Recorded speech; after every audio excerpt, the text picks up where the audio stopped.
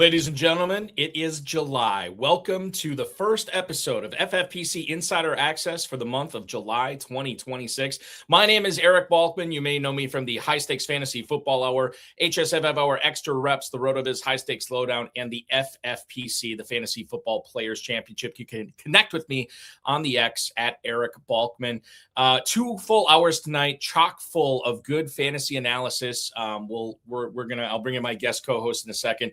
But we'll give you plenty to chew on as you begin or maybe continue your drafting season here, as we are about 2 months away, a little over 2 months away from the start of the NFL season. One of the things I will mention right up at the top of the show, the FFPC Big Gorilla has live and slow drafts filling every day, a $1 million grand prize in that. And don't forget about the 7 Bananas promo, which is live right now. If you get the 7 pick multiple times in a row in the Big Gorilla, you're going to get escalating free teams. Starts off with a free best ball tournament team, goes up to a main event team, high society. And then if you are lucky enough to get it 5 times in a row, you're going to get a free jungle safari for 4 or 50 grand, whatever you want. The big thing I will stress, join the Big Gorilla and draft in it tonight because it is the final week of midweek mayhem. You will be entered into a drawing tomorrow morning that we will be giving away 3 free FFPC Big Gorilla teams. All you have to do is draft from Monday through Thursday this week. Slow drafts count as well. Check it out at myffpc.com.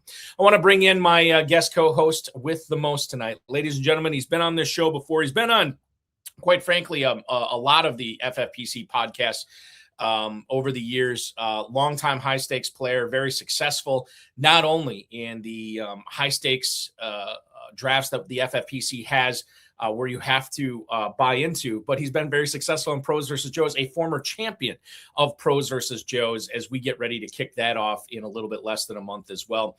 He is the host of the Dominator podcast on the PlayerProfiler Network. And don't forget, later this month, it will be him, Matt Modica, Nelson Sousa, and Chris Vaccaro bringing you the Fantasy Empire podcast, also a part of the PlayerProfiler Network. Please welcome onto the show at Overhyped Sleeper on the X, no E in sleeper. Please welcome back to the show, Dan Williamson. Dan, good evening, sir.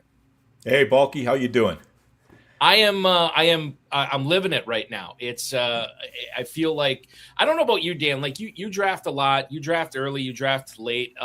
Does it feel like it's different drafting seasons almost? Like if and you're between like drafting in February or March or whatever, it feels like it's totally different than it is right now. And quite frankly, once training camps end and we're slamming in our last drafts, that last 2 weeks before the season starts, I feel like that's going to feel like a different season as well. It's crazy. Yeah, it really is. I mean, for those of us who are diehard, there's the pre free agency draft, before NFL free agency kicks off. So you have drafts going then, and then the tenor kind of changes after free agency starts, and we see where a lot of these guys land. And now everybody's thinking about the rookies. Then we have the NFL draft, then it changes again. And then we get through mini camps, and then there's like this big lull right now where there's really no news. And then once training camp starts again, it'll change up some more. And as the season gets close, that's when people really pile in, and we'll see ADPs really change up again. So, there's very distinct drafting seasons, and it's fun to be a part of all of them, really. Dan, do you feel like, do you ever change up because I feel like some of the high stakes guys that are volume players, I feel like they will change up, not necessarily their strategy, but they'll change up what they're doing with specific players, and not because anything's changed with them. You think about somebody who was drafting Jadarian Price a ton, early in drafting season, and they still like Price and they still want to get him on their teams. It's not like they're avoiding him, but they will purposely go a different direction just because they already have so much Price. Do you feel like you do that at all in your leagues? Oh, yeah. You've always got to have an eye on your exposures. You're always looking for which ADPs are rising and falling and trying to, catch the discount on falling ADPs and avoid, once players start rising. If I feel like I've got a good amount of them, I'll probably slack off them while that price is high and see if it drops back down again, or maybe it stays where it's at. And, in my last few drafts, I might need to get a little more. I might not. I think we'll get into that draft philosophy probably in the final segment of the show today. What I want to do Coming up on tonight's show, ladies and gentlemen, Dan and I are going to go around the NFL, talk about some of the stuff that, quite frankly, Dan's right. There's not a ton of news coming out, but I did pick and choose some things that have come out from beat writers that I think is worth talking about. Plus, I went back, Dan, I don't know if you noticed this. A couple of the bullet points in the first segment are like from a month and a half ago, but I think it's still worth talking about because I want to get your opinion on it. That'll be the first segment. Second segment tonight, we're going to focus on two pieces that Dan completed for Player Profiler. We're going to talk about some tight ends that maybe you can get in your FFPC drafts in the mid or maybe even late rounds. And then we'll also talk about the quarterback bucket list. It's not how it sounds. We're going to get into that as well. And then in the final segment, we're going to go inside Dan Williamson's head. We're going to put him on the hot seat and maybe get some really good info out of him in that final segment when we go really deep into fantasy football. But to kick things off tonight, we will go to Las Vegas. It was the thumbnail for the show. And we're going to talk about Brock Bowers here.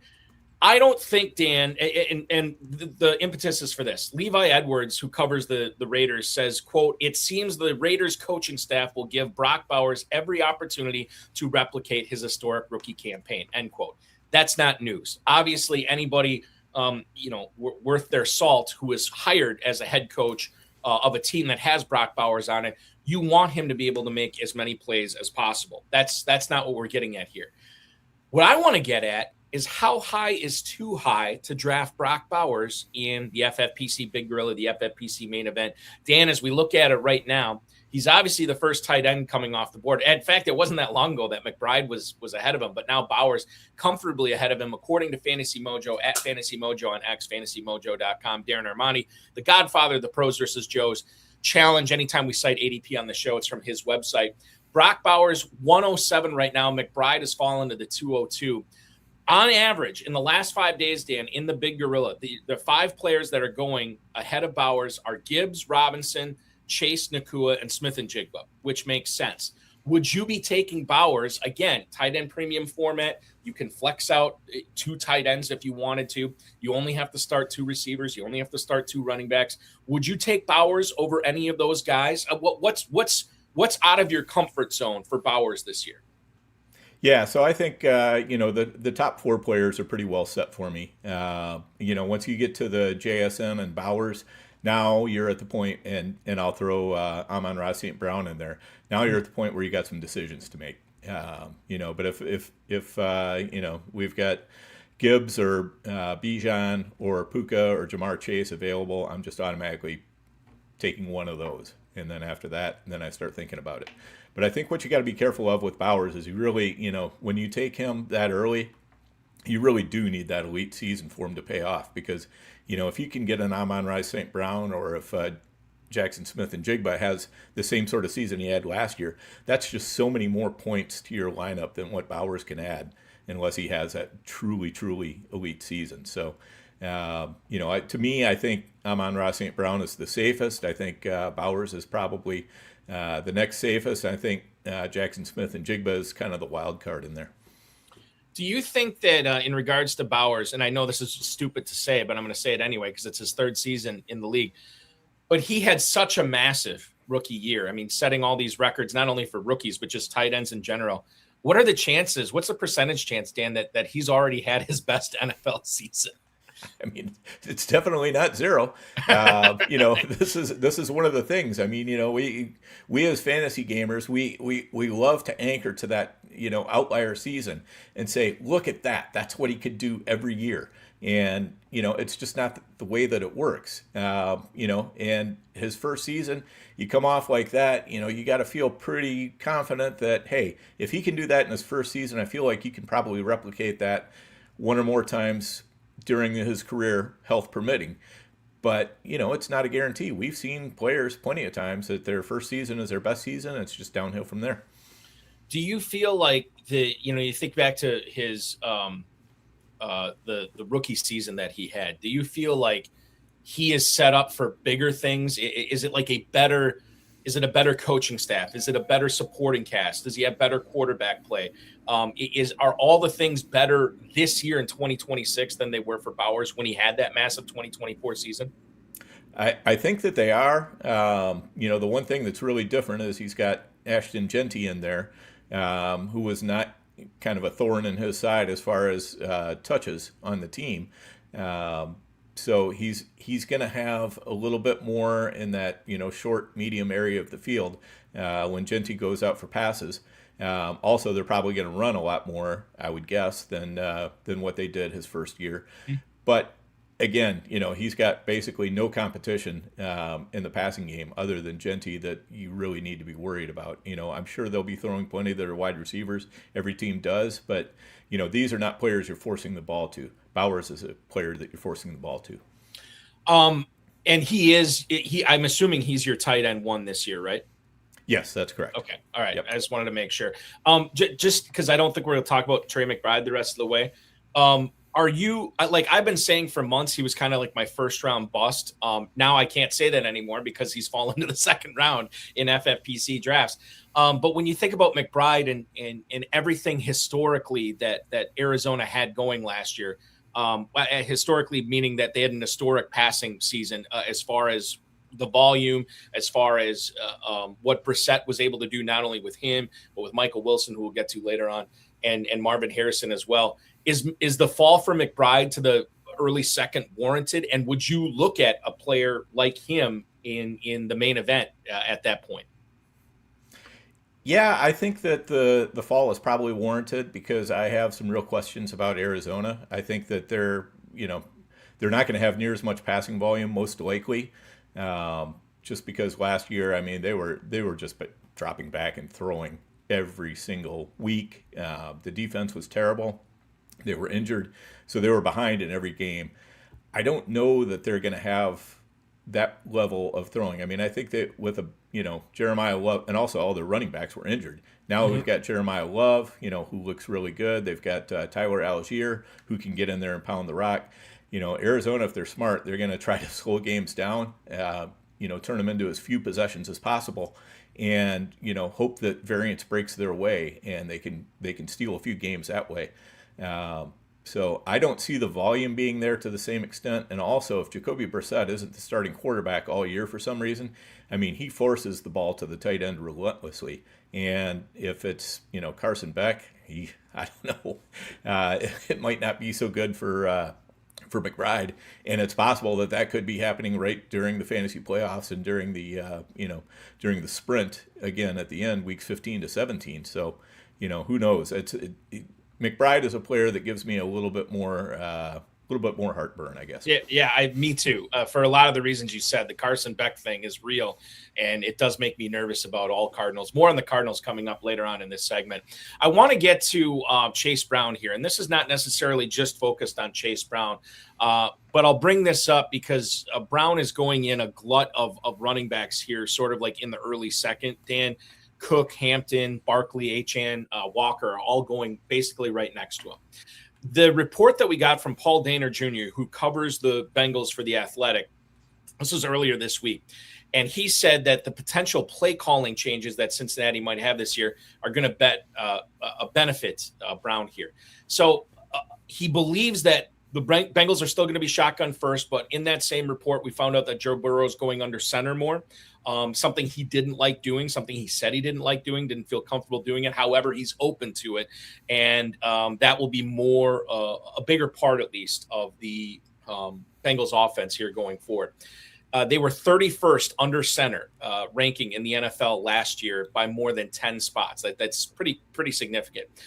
Brown, 5.1 yards per carry, 12.3% explosive run rate on runs when Burrow is under center. From shotgun, that average drops to 4.5 and 7.3% respectively. So we can see that obviously the more under center that the Bengals are, at least in the sample size we've seen so far for Cincinnati, it benefits Brown and it makes him a better running back. I want you to weigh in on that. Are we talking about something significant here, or do you think that it's not going to be as significant? And how do you sort of break ties if you are going for a running back early in the second round of the FFPC Big Gorilla or main event. When some of these guys I talked about, James Cook, who's supposed to be catching more passes this year, Hampton, who obviously there's a lot of people excited about him with Mike McDaniel taking over that offense. I think Barkley has fallen too far in drafts. We know that Achane, while he's on a bad team, should put up numbers as long as he's healthy. That's what he's sort of been able to do. And then Kenneth Walker too, moving on from that dual attack with him and Charbonnet in Seattle. Now he gets to be the man in Kansas City. There's a lot to like here. How do you sort of suss these guys out, and where does Chase Brown rank among these guys for you? Yeah, Chase Brown is in there pretty high. One of the hidden elements that I think is probably going to help him a lot is having Eric All back in there. That guy's a heck of a blocker, and they can use him in different positions too. I mean, they can use him in line, and they can also use him as kind of an H-back or fullback. So I think that's going to improve the blocking in front of Brown, and then the under center stuff you already mentioned, and I think that that's potentially very helpful as well. I guess it kind of remains to be seen how much they actually go under center. A lot of teams practice stuff during mini camps, and how much it actually makes it into what they're running during games can really vary. So by the way, Dan, I could totally see like the Bengals getting down 14-0 or 17-0 in the first quarter after doing a lot of under center stuff, and then Joe Burrow just telling Zach Taylor on the sideline, we're done with this. It's shotgun the rest of the way. Yeah, right, exactly. And that's what Burrow is most comfortable with too, and that's, so that says something as well. You got Joe Flacco, he's much more of an under center type of quarterback, and then you've got Burrow who prefers to be back there in the shotgun, so he can keep his eyes on the defense, be surveying the field constantly. When quarterbacks aren't used to turning their back to the defense, it's, kind of a uncomfortable thing for them to be doing, especially when the live bullets are flying. A little bit easier when you've got the red jersey on in practice. Not quite so easy when you've got defensive ends bearing down on you and blitzing safeties and everything else. So, but overall, I think if they can get some of that, it's going to help. I think probably where they want to go with that is if they can get a lead with a little bit better defense, and their offense is, of course, great, a more effective run game is going to help them close out games, and I think that will really pad Chase Brown's stats. So that's something I'm looking forward to. The Bengals offense, as you said, is awesome, and as you might expect, the main pieces on that Cincinnati offense are also very expensive to draft this year. Burrow, I would say, is relatively expensive because quarterbacks have been falling so far this year, but he's still among quarterbacks. He is one of the more expensive quarterbacks out there. Dan, of all those pieces in Cincinnati, Chase, Higgins, Brown, Burrow, is there one guy that maybe you're not into this year, or are you buying into all four of them? No, I think they're all at prices that are pretty attractive. This is the first year that I can say I've been in on T. Higgins for well, the last few. He has been an easy fade for me where he's been going. He's George Pickens has kind of become that guy this year. Instead of T. Higgins, but that second receiver on a really good offense, but you have to draft him sometimes so high. Though fortunately Pickens has started to drop down at least a little bit. He used to go with the 2-3 turn. Now he's going, more mid-third round. So that's nice to see. But yeah, Higgins is going kind of the, mid-late fourth. And at that point, I think there's a lot of good reasons to click on him. Is there perhaps like another Cincinnati player later on in the draft that you'd be maybe from a best ball standpoint, or maybe just like a home run swing to see what happens early in the season? A backup running back, certainly the number 3 wide receiver position in Cincinnati has been lucrative in certain weeks, even when Burrow hasn't been healthy. Is there another Cincinnati player that I didn't mention that perhaps you think we should take a second look at? I mean, those are the main ones that I'm interested in. I'm not as wild about Gesicki just because he really isn't moving the needle on a consistent basis. I mean, if you're in a best ball and it's the end of the draft, maybe, but in a managed league, I'm always, unless T. Higgins is out or something, I'm not very likely to be wanting to start him no matter what. I'd almost rather search through the waiver wire and find somebody. Back up running back to, Yeah, backup running back to Chase Brown, definitely interesting, but who is it right now? Hard to say. Yeah, it is hard to say, and people are planting their flags on who it is, whether it's P. Ryan or Brooks in the FFPC Best Ball Tournament. $125 to enter that. Remember, that was a $300,000 grand prize last year. It's up to $400,000 this year. Register now, myffpc.com. In that Best Ball Tournament, Dan, a guy that has been slipping, probably rightfully so, is Malik Neighbors. We go back to late May. We're roughly, I don't know, what is that, 5 weeks ago? John Harbaugh was talking to the media, and he said they're not sure when Neighbors is going to get back on the field. He said that this was not he said simple. I'll just say it's sort of classic knee injury, because I don't think there's anything simple about a knee tear. He had a second procedure on earlier. I think it was sometime in April, which we didn't find out about. But apparently that wasn't going to affect the timeline at all. And yet, we saw him limping around the field at the softball, celebrity softball game or whatever. Which you could take that two ways. It's like if his knee was that bad, they wouldn't let him play at all. But at the same time, if they're telling him to like take it easy, I would think that the limp would not be included in that. I understand a slow jog or whatever, but he was limping pretty bad, which is not great. Neighbors has slipped. Obviously, I want to get back to the point here. Neighbors has slipped in the big gorilla to wide receiver 15 now at the 401. Egbuka, Pickens, Olave, Devonta Smith, Rashee Rice, Nico Collins, A.J. Brown, they have all moved ahead of him over the course of the last month and a half, maybe 2 months, because it's been sort of a slow decline. Are you catching that falling knife right now with Neighbors, or is this still not a price that you're comfortable with here? Wide receiver 15 at the 401, Dan. I spent my entire career in the restaurant business, and one thing I learned is when the knife is falling, you go like this. you just get the hell out of the way. No, I'm not interested. He's going to have to fall some more for me to want to be interested. I mean, honestly, for me, once we get down to the Mike Evans, Devontae Adams area, then maybe color me interested. But then, I'll have to actually get in some drafts and see whether I click the name or not, because we tell lots of lies to ourselves, but when we hit the draft button, we tell the truth. Yeah. Just like NFL teams, right? Right. Basically, that they can no longer lie to us once. And free agency works the same way too. When they sign a player, when they draft a player. I'm with you. I'm out on Neighbors as well. I brought this up. Scott Pianowski was on last week, and I was talking about with Scott White from CBS Sports, who covers fantasy baseball, but I think it applies. Players are going to get hurt. Don't draft players who are already starting the season hurt. Your guys the injuries will find you. Don't find the injuries before your draft starts. And I'm with you on this. He needs to. There's just too many good players that are healthy right now that I don't think it's worth taking a chance on Neighbors on. And the other thing we didn't mention is, let's say Neighbors is even ready for week one. I mean, how close to capital letters Malik Neighbors is he going to be coming off this knee tear or ACL tear? He may have one of those lackluster seasons where he's trying to find himself again.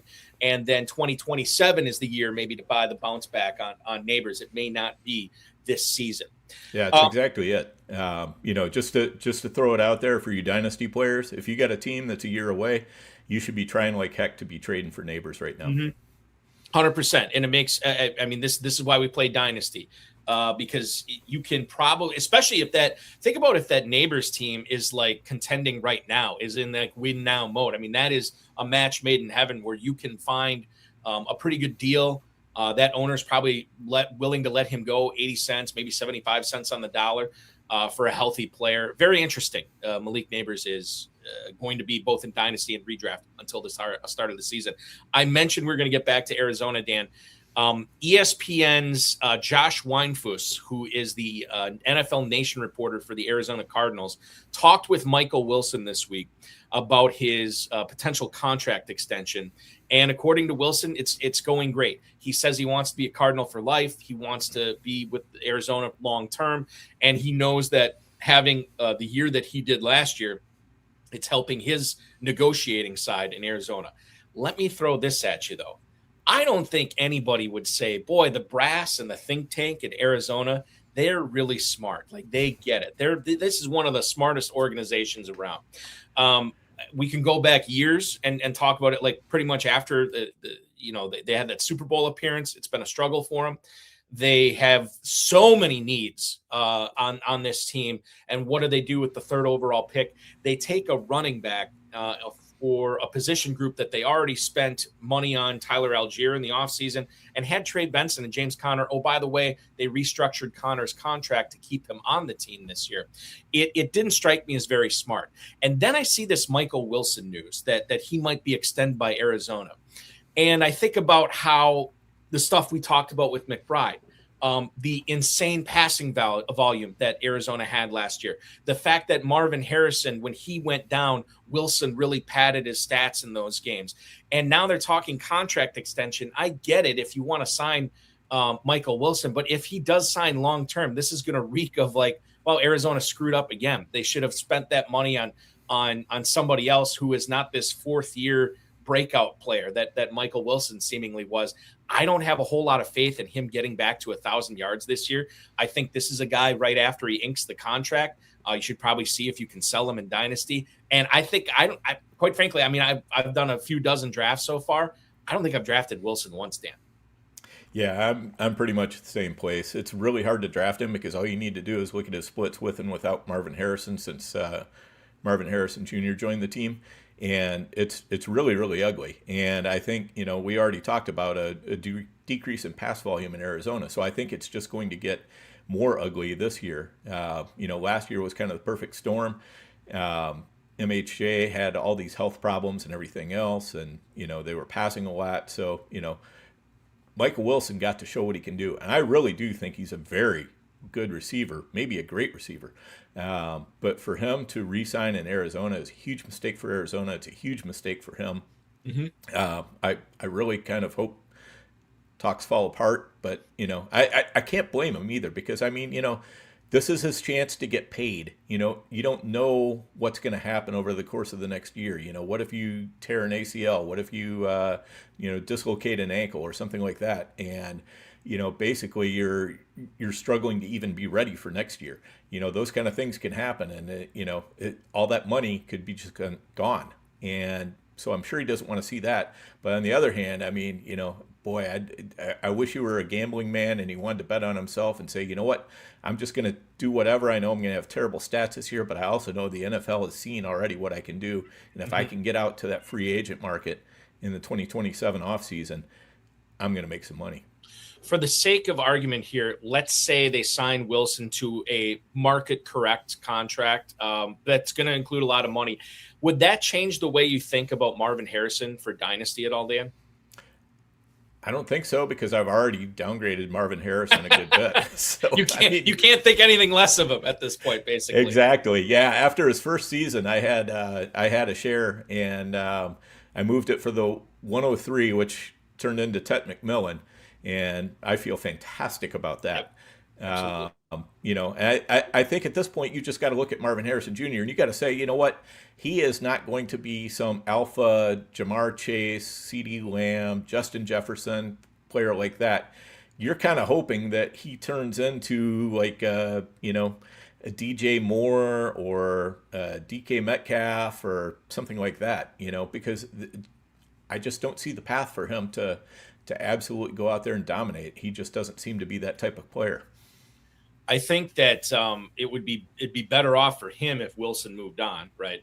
Yeah. And I really don't see Arizona. Did McBride get paid by Arizona yet? I think he did, didn't he?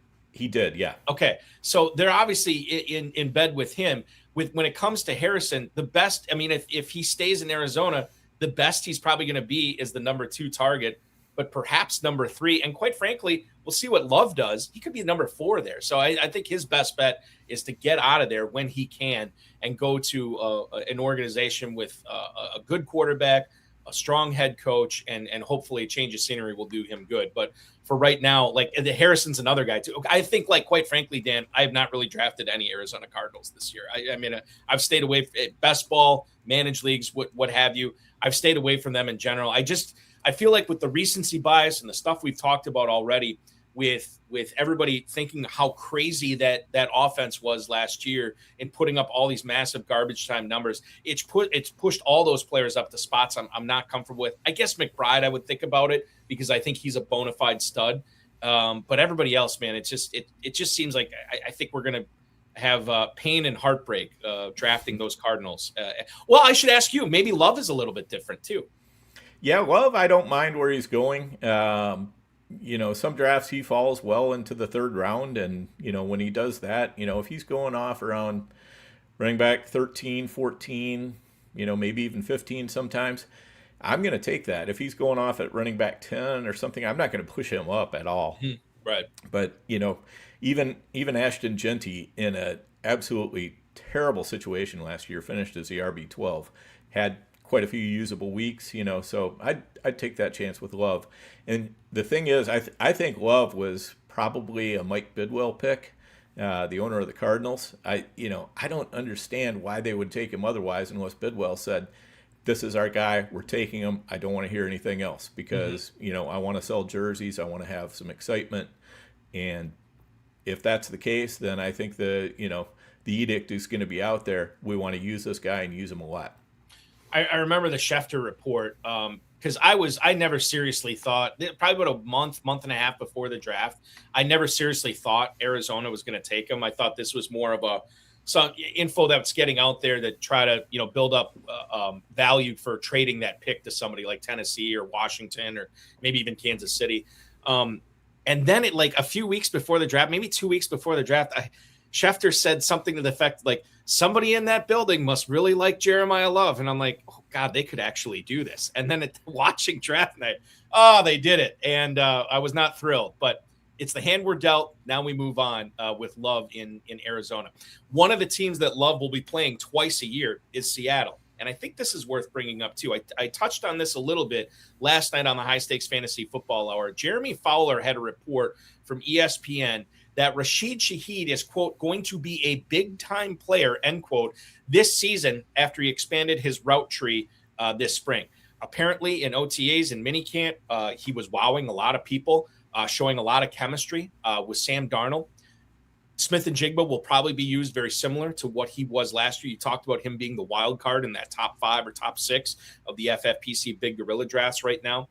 Shaheed kind of disappointed last year after that trade. I was thinking that this is a player that, wasn't going to be a top 20 receiver or anything like that, but I thought there'd be some spike weeks. I thought that they would use him a little bit more. And, special teams was pretty much his big contribution on that team, which is frustrating because they had such a glaring opening of an opportunity at their second wide receiver position.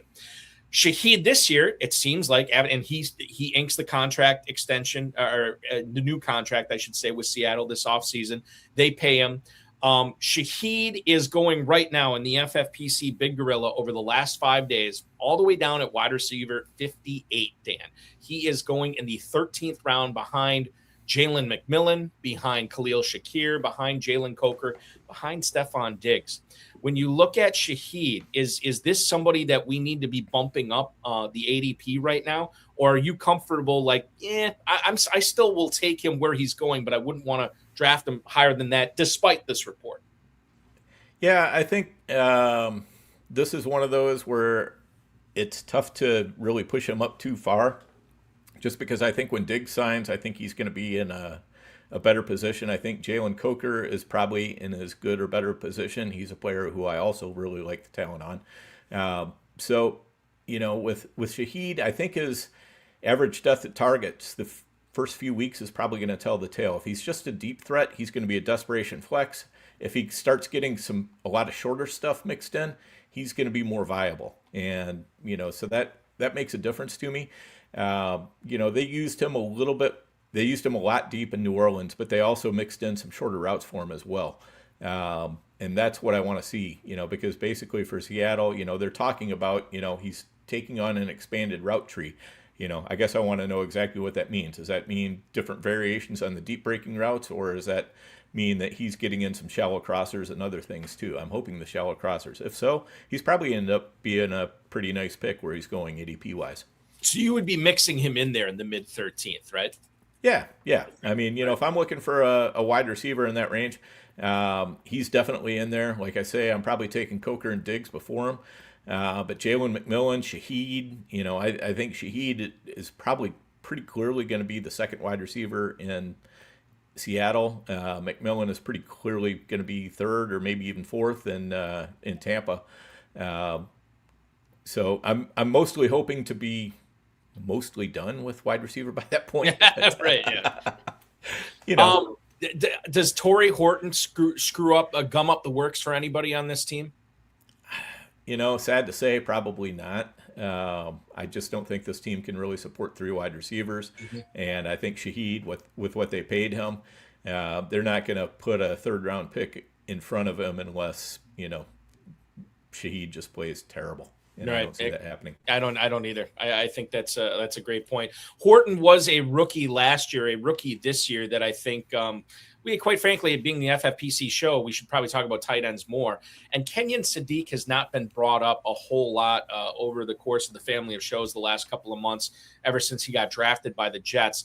He did have a hernia issue, which the Jets apparently knew about, and he's still expected to be ready for training camp despite this hernia surgery. No OTAs, no mini camp, no rookie mini camp. But apparently the Jets are cool with it, that they're going to bring him up to speed.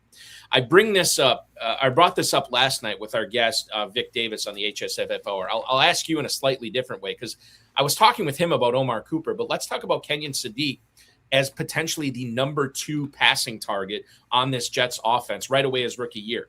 Our mutual friend Theo Greminger talks about this all the time. You want to target these, or you want to try to draft these players that are going to be the number 1 or number 2 target for their team. And I think nobody would argue with me that saying that Garrett Wilson is number 1. I think that's pretty inarguable at this point. However, number 2, is it Mason Taylor? Is it Cooper? Is it Sadiq? Is it Breece Hall? Is it A.D. Mitchell is another guy too that's in the conversation. Is Sadiq the number 2 guy for you? And if he isn't, who is the number 2 guy for you there, Dan? And how much are they factoring into your drafts so far this year? Yeah, I think if things break right for Sadiq, he can be the number 2. I also wouldn't rule out the fact that he may take a little bit longer to fire than some tight ends, just because he was never a big target earner in college. And, despite his, obviously massive athletic gifts, and that always makes me a little bit nervous. I feel like he might be a little bit slow to fire, but on the other hand, where he's going in drafts, I'm definitely taking some shots on him, because you know what? If things do break right for him, this is a really, really cheap price. You're paying, basically like 11th round, and for a tight end, we're getting down into the depths at that point. So Sadiq is one of the upside plays left at that area of the draft. Looking at Strange, Gadsden, Juwan Johnson, sort of all in that tight end area there where Sadiq's going. Early on in January and February, I was drafting Sadiq as like kind of a borderline top 12, top 13 guy right around there, just in the hopes that he would find a really good landing spot. Didn't necessarily happen that way, and I think FFPC players have seen it that way as well with how far he has fallen. Now tight end 19 is where he's going right now. But the hernia stuff maybe contributed to that a little bit as well. And if people actually see him out there in training camp running around catching balls, that ADP could easily shoot up, given he is the mystery box of this tight end class. Him and Eli Stowers, we just don't know. We've never seen him on an NFL field before. They could be busts. They could be great. Probably somewhere in the middle. Dak Prescott, apparently, according to Ben Solak, could throw for more than 5,000 yards in 2026. Solak covers the NFL for ESPN, and I want to make this clear that he said that, or he wrote this in a section of an article where it was all bold predictions, right? And I think it's important to understand the difference between somebody saying that this is going to happen and somebody saying that, hey, this is my bold prediction, where everybody's trying to shock and wow us a little bit. But he does bring up a good point. Again, we were talking about this briefly last night. The defense that Dallas has this year, they've made some changes and they've upgraded. I think some of the guys that they expected big things from in 2025 went down and they weren't healthy enough to play. I think that's changed a little bit this year. But man, Javonte Williams, Ferguson, CeeDee Lamb, Pickens, Flournoy even. There are some exciting weapons on this team. And 5,000 yards is definitely in the equation here. I wonder, Dan, how close you think Prescott comes to 5,000 yards this year. Balky, it's not even possible. This is an even numbered year. Dak sucks. Oh, that's true. Yeah. Forgot about that. Yeah. He sucks in even numbered years. So he's on the do not draft list. Come on. I gotcha. Yep. Makes perfect sense. Has it always been an injury with him in the even number years, or were there ever any years where he just stunk? Yeah, it's pretty much mostly injury or, playing, when he's compromised. And so, I don't really throw any credence behind that. I'm definitely drafting some Dak this year. I do think that the Dallas passing offense is one of the very best in the league. And, so why wouldn't you want to try to buy into that a little bit? So, who knows what will actually happen. Even if the defense is good, I don't think that definitely means that they're not going to, lean into their strength, which is throwing the ball. Quarterback 10 right now in the big gorilla.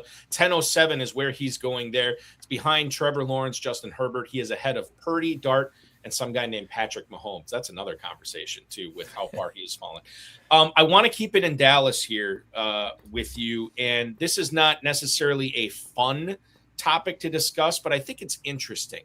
There was a report from John Machota, who covers the Cowboys for The Athletic. This came out yesterday afternoon. He wrote that he thinks Blue is the ideal fit to be a complement to Javonte Williams. He talked about Blue's pass catching ability, who caught 42 balls for just under 400 yards and 6 touchdowns in his last year as a Longhorn in college, and then 1 catch, 38 carries last year. Obviously, it was bad. You think back to that Week 18 game. That was really his season, right? He didn't have any kind of impact really at all until that final game of the year. But Dallas really hasn't done much in free agency. Obviously they have Williams signed again, but Phil Maffa's there, who does not strike me as a threat. Malik Davis, I know it seems like they trust him, so I guess there's something to be said for that. But I remember when Blue was falling last year, and it was a former coach kind of calling Blue out. He had the Gucci cleats incident where he couldn't practice, which was kind of silly, but this is the kind of stuff we've sort of become accustomed to with some of these young guys in the NFL now. But Blue is interesting this year because of the pedigree. And the fact that if Javonte Williams were to go down, I don't think Blue would be the man, Dan, but he definitely seems like he'd be a significant part of the backfield attack if anything were to happen to Williams. Is there a backup running back in Dallas that you are looking at right now, or are you sort of avoiding all these guys despite this Blue report from Machota? No, I think Blue is interesting. I remember last year when we were drafting Blue in front of Javonte Williams. That was fun. It's so crazy how it just switches like from year to year. It's absolutely nuts.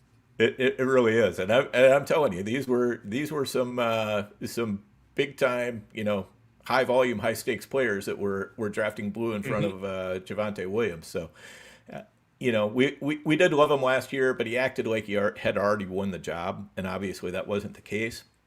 So I'm going to be listening to the training camp drumbeat closely and see if, does he carry this momentum on from mini camp into, the training camp, and does he move on from there? As far as a backup to Javonte Williams, I do think probably Malik Davis or Phil Maffa, one of them is going to be, kind of more the direct backup.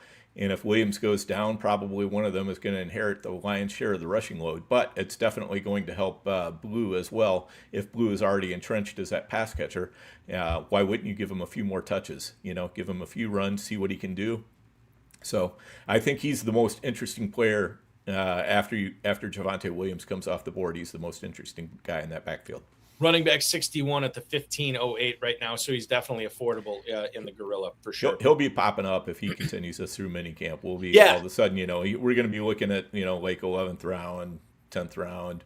So the same division that Dallas plays in, there is an opening at wide receiver 2 for the Commanders, one of the Cowboys' rivals.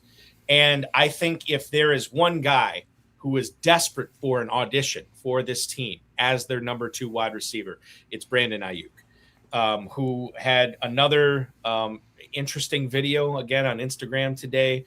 I don't really understand what's going on. He says he doesn't have an agent, yet the NFLPA says he does. I can't believe his agent is signing off. Maybe his agent's not signing off on this. He's like, look, you cannot be doing this stuff. But he continues.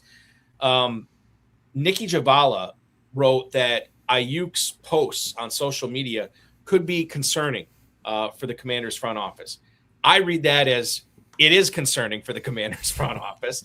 And I don't think that they're in any kind of rush to give this guy a contract if he's released.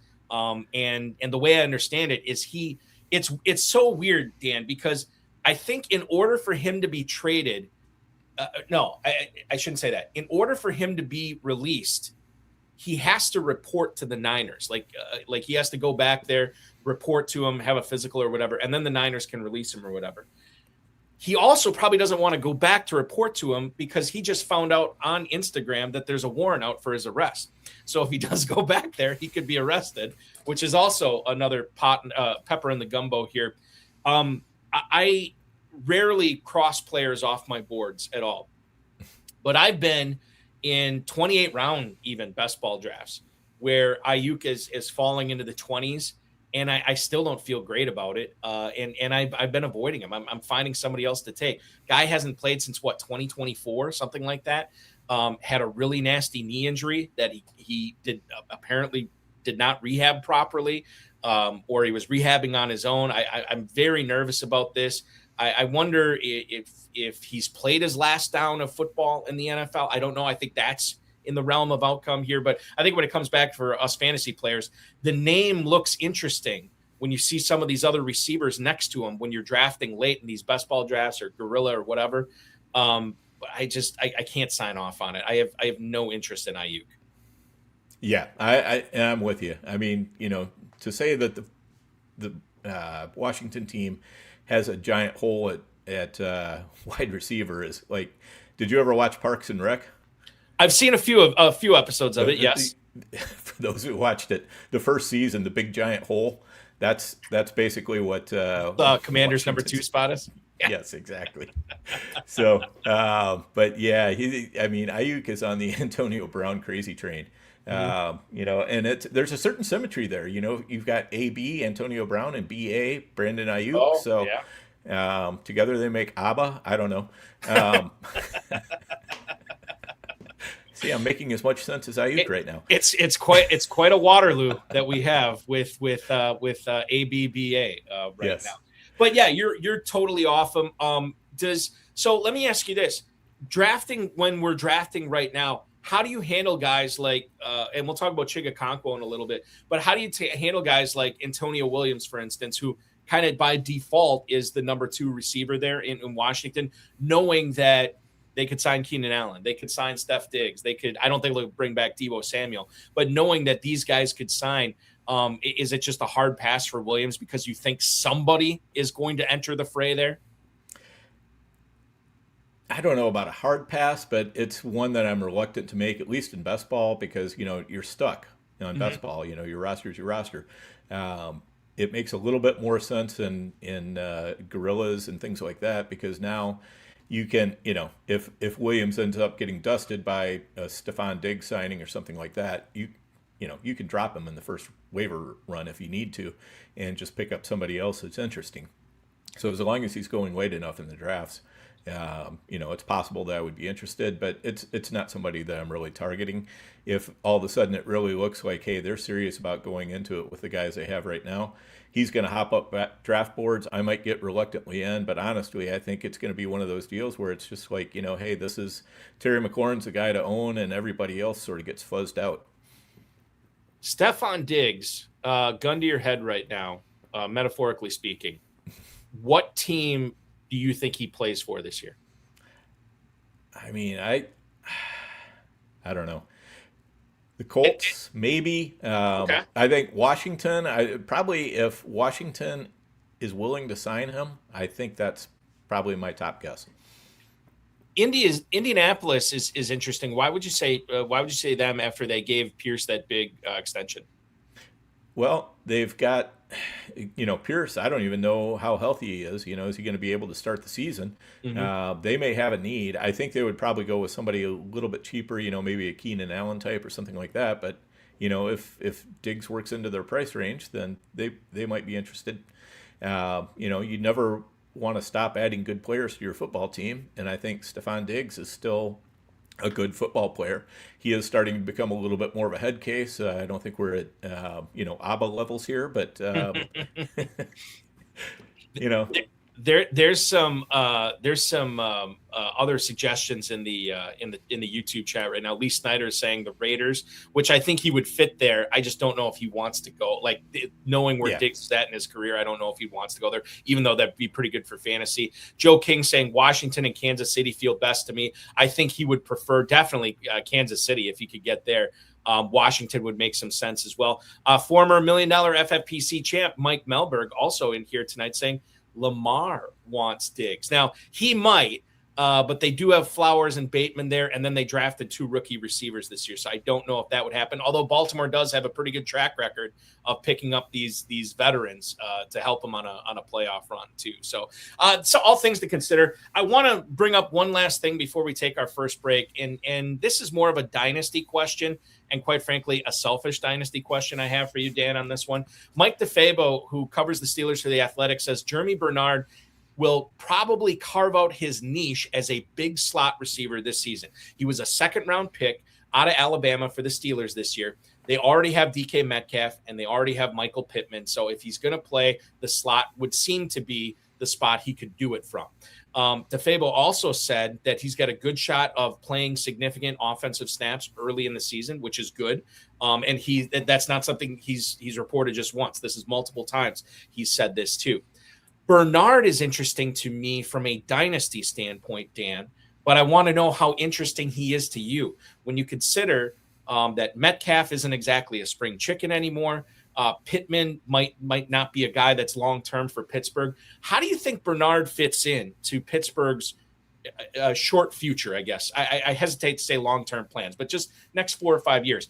Do you think they view him as a future number 1 receiver on this team, or do you think they just view him as a complimentary number 2 that they're always going to want to have a guy, quote-unquote, better than him on this team? How do you feel about Bernard's dynasty value? Yeah, I think he's probably going to be a complimentary number 2 long term. I did a lot of playing chicken with Jeremy Bernard during rookie drafts because I had enough teams, and it was like I saw him dropping down the draft board often enough that I was like, you know what? I'm just gonna I'm gonna keep waiting, and see if I can get him in the late second, maybe even the early third. And it happened a few times. So, I was happy with that because I felt like I was getting a really good talent for that level of a draft, considering, kind of how shallow of a draft this was this year for Dynasty. But, for this year, I mean, you're a Packers fan. You know how A-Rod usually treats his rookie receivers when he's got veteran options. I don't have a lot of hope for him this year. So he's going to have to be one of those stash and hold guys. And that makes him a little bit more problematic. For FFPC Dynasty, because we all know we're going to have to cut down to 16, once we get to March. So, if you're trying to hold him this entire year and then hold him through till next year, then if your team is good, you're going to have a hard time keeping him on your 16. So he's going to be one of those players I'm really kind of looking for an opportunity to move whenever I can. If we get a spurt of good news where it looks like, he might be, getting quite a few targets in the slot, I'm going to just go out there and, hey, 2027 second, anybody got 2027 second for me? Right. And, and get them off my team, get that draft pick on there. Draft picks are so much easier to hold than players. So it's going to be the way to go, I think. The other thing to consider too, Rodgers has already said this is his last year being a quarterback in the NFL. So Pittsburgh will have a new quarterback next year. And if it is a young guy or maybe even a rookie, I wonder if the Steelers and Mike McCarthy would want to keep veteran receivers like Metcalf and Pittman around, both of those guys that can help this guy grow up a little bit with their presence out there and knowing how to make plays. And if that's the case again, and Bernard's like a slot guy again in 2027, this is not great for his dynasty value and sort of how you can handle him, as you said, on these short bench FFPC dynasty rosters. So something to think about, something that we will be considering. We will also be considering reading everything that Dan is churning out over at Player Profiler. 2 articles I want to focus on. We're going to tease a little bit here. One has to do with mid and late round tight ends. One has to do with his quarterback bucket list. We'll get into both of that after our first break. He's Dan Williamson, the overhyped sleeper from Player Profiler. I'm Eric Balkman. You're watching FFPC Insider Access. We'll be back right after this.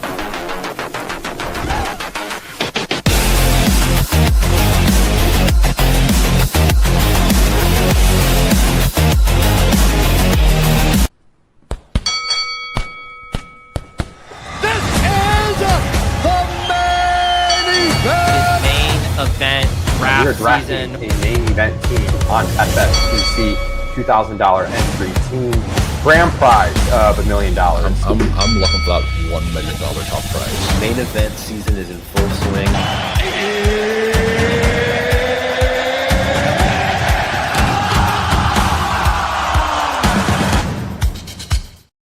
And it is time to register for the FFPC main event. Don't forget about that early draft slot deadline coming up later on this month. And after you get your first team, you get $600 off each additional team. And that's no matter how many teams you get. Great deal going on right now. myffpc.com. Great co-host that I have on tonight, Dan Williamson, the overhyped sleeper on X, scribe for Player Profiler, host of the Dominator podcast on the Player Profiler Network. Who did you just have on? You just had Sam on, right? Yeah, I just had Sam Schneider on. I had Andrew Cooper, Koopa Fiasco, noted tight end whisperer on a little bit earlier in the week. And I've had Nelson Sousa on. I've had Theo Grimminger on. Coming up, I've got Jim Coventry from RotoWire. I've got Jared Smola from Draft Sharks, Scott Pianowski, old friend of mine from way back. So we're gonna have a lot of great analysts on there, and also some high stakes players that you probably know and see in the draft streets often. Yeah, we'll have some of them on there as well. That's gonna be fantastic. And when does the Dominator come out every week, Dan? It's really random right now. And so like kind of dependent upon like when you have time to record with your guest. But exactly. It is like roughly once a week that it comes out. Right now it's going twice a week. Twice a week. Okay. Yeah, twice a week. So, we were looking for some more shows over at Player Profiler. I said, hey, I want to do something like the old Goat District and, similar style where I get to interview a different guest every week. And Matt and I talked and he said, let's bump it up to a couple times a week. And I'm like, okay, works great. I'm retired, so I can work around my guest schedule. So that gives me the opportunity to say, you know what, I can do this show, when Jim Coventry wants to do it, not when, I don't have to try to fit him into Tuesday night at 8:00 or something like that. If he can do it Monday, 4:00, great. If he can do it Thursday at 11:00, great. We'll do that. Do you still talk to JD at all? Oh, absolutely. Yes. Yeah. Okay. And he's still drafting a ton, isn't he? Yeah, he's still drafting. He just moved out to Portugal earlier this year. And so he's that was a big move for him, Yeah. without a doubt. And he's still kind of working through the throes of getting used to Portugal and everything else, but really loves it out there. And yeah, we still talk. I don't know about every day, but several times a Pretty week close. for sure. Yeah. Awesome. Yeah, I love JD was great. The GOAT District was great when you guys were doing that. That was fantastic. And was it the GOAT District that won Pros versus Joes that one year? Yeah. That was, I believe that was the GOAT District. That was GOAT District. Yeah, And, which is great. Was that you, Theo, and JD, the three of you that won that? I don't know. I think Theo might have been gone by that time. Okay, all right. So it was you and JD. I would have to look back, but anyway, yeah, Go ahead. It was a fun team. Hitting on a couple late round picks definitely brought that one over the top. I think that's what it always comes down to. We were talking with Vince Staffolino is going to be on HSFF Hour Extra Reps tomorrow night. And I know, I was looking at his team that he last year where he finished 8th overall. And he had Harold Fannin in the 19th or 20th round. He had Javonte Williams in the 11th round. It was crazy. But sometimes that's what it takes. The Pros versus Joes leagues, I think, have all been announced. Dan, when are you drafting in Pros versus Joes this year? So I'm drafting that first Monday in August. I think it's August 4th, 5th, 4th, something like that. Yeah, that's league number 5, I believe. Yeah. So. Second pick. You're picking second. I got it. Okay. Yeah. So that will be fun. I'm going to enjoy the second pick. I've had a couple seconds in Big Gorillas, and and also in the Best Ball Challenge. So. It's going to be a good place to pick from. I enjoy picking out of that spot. Fantasy Life's Dwayne McFarland, Fantasy Points John Hansen, Yahoo's Justin Boone, Football Guys Drew Davenport, Mauricio Gutierrez for Estadio Fantasy is in that. So that's a pretty good collection of pros. And then you look at some of the Joes. I mean, Roy Parenzuela and Corey Hanstein, they're picking one right next to you. I know they've drafted in Pros versus Joes before. And I think John Flake and Dave Nichols, I want to say John's been on this show, or not on this show, but the HSFF Hour before. So some interesting Joes in that one too. That's going to be fun. And we'll cover it live here on the FFPC YouTube channel to see how the draft goes this year for you. Okay, let's talk about something that you wrote for Player Profiler earlier. This is several weeks ago now, but I thought it's still worth bringing up. When we talk about tight ends, and let's macro this here before we get into the tight ends on the cheap segment. When we talk about tight ends this year, I feel like obviously the elite guys are the elite guys, the top 3. And then after that, you get some pretty interesting guys. And then it kind of drops off. And I feel like, you just had Andrew Cooper on probably talking about exactly what I'm bringing up now. But some of these guys, it seems like there's always somebody drafted outside the top 12, always somebody drafted outside the top 15 that seems to finish top 5 or close to top 5 or what have you. So when you think about these late and mid-round tight ends, when you wrote this piece, probably some of these names, and we won't talk about all the names, but a few of these names probably came to mind as maybe this guy could have top 5 numbers this year. Yeah, exactly. And that's the thing. Really, if you're drafting in a contest like the Big Gorilla or Main Event or Baby Gorilla, I think it makes a lot more sense to kind of lay off the early tight ends a little bit. It's not to say I don't want to have at least some exposure to Bowers and some of those early guys, Loveland as well, Tyler Warren. Want to have a little bit of exposure to those guys, but really where you get your most bang for your buck on your tight end is if you can find that guy who ends up finishing in the top, 3 or 4 that comes out of nowhere, that's drafted as tight end 18 or tight end 25, or maybe he comes off the waiver wire. And every year there's somebody like that.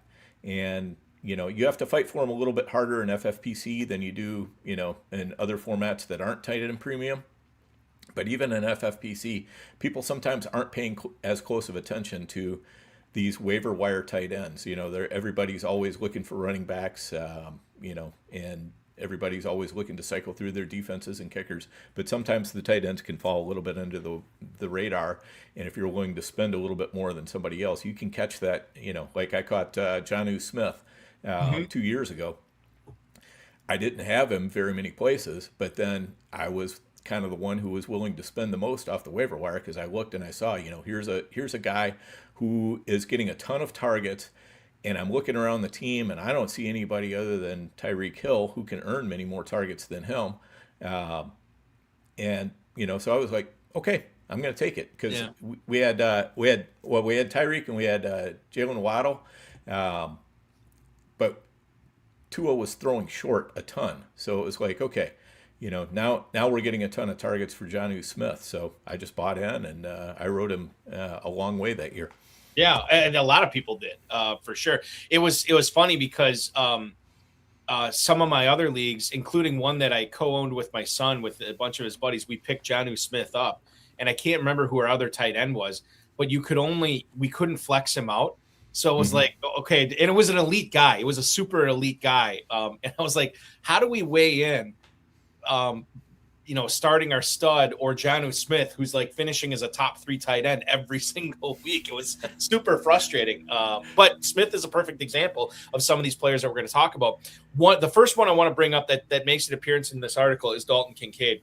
And I've seen him ascend slightly. I think he's kind of plateaued out a little bit lately, but tight end 12 in the FFPC Big Gorilla. He's an 8th round pick in this tight end premium format. So, but with Kincaid, it's weird because he really has struggled to stay healthy. We know he has a knee condition or a knee injury that he is deciding not to have surgery on, that he has to have managed throughout the season.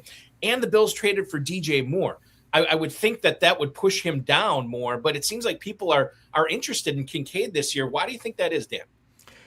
Well, I think people are kind of hoping that it all comes together, that he's healthier, that the team begins to use him more, because he never runs that many routes. He's always been a part-time player running, like in the 30-40% snap range. And, when he's on the field, though, he's usually running routes.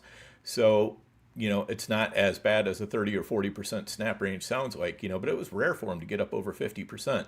But then the Bills were talking about, as they were doing their, end of year, review of the team, they're talking about we've got to get Dalton Kincaid on the field more, and we need to get him healthy so that he can be on the field more. We need to change his practice routine so he can stay healthy throughout the year. So he's one of those guys. He's kind of that first guy as we come out of the tight end dead zone, where I feel like, hey, this guy's got a chance. He could be, a top 3, 4, or 5 tight end.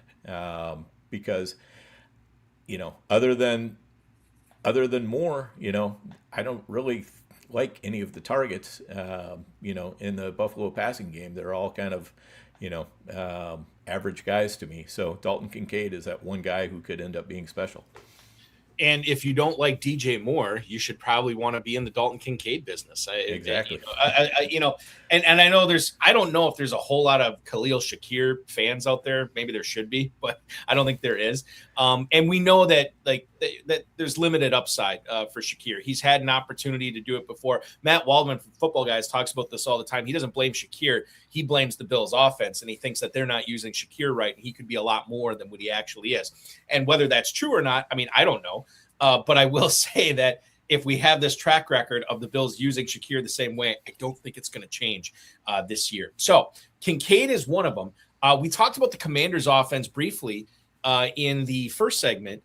Let's bring up Chigakonkwo. Eric Rubio also wants to bring up Chigakonkwo here. He also makes an appearance in this article. And again, we talk about being a top 2 target on an offense. And as it stands right now, Okonkwo probably is the second target earner behind McLaurin in Washington.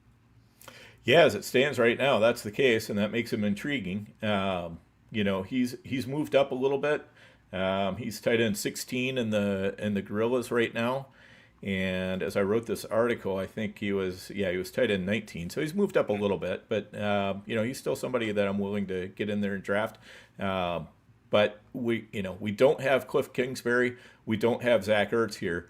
And Kingsbury and Ertz, I mean, that was peanut butter and jelly, basically. Anytime Kingsbury had Zach Ertz on his team, he was relentlessly targeting. So I think Chig has a chance to be that, a great or very good tight end.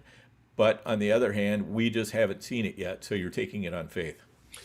And it's a 10th round pick. Yep. And we're talking about managed leagues here. So if you miss on a Okonkwo, there are other tight ends that we can look at here. And I just realized I just put Kincaid twice on this list. Let me substitute another name that I was going to save for the readers, but I'll just bring it up now. And that's Travis Kelce. Kelce is a player that I think you have to go back to his rookie year, I want to say, for his ADP to be as low as it is right now.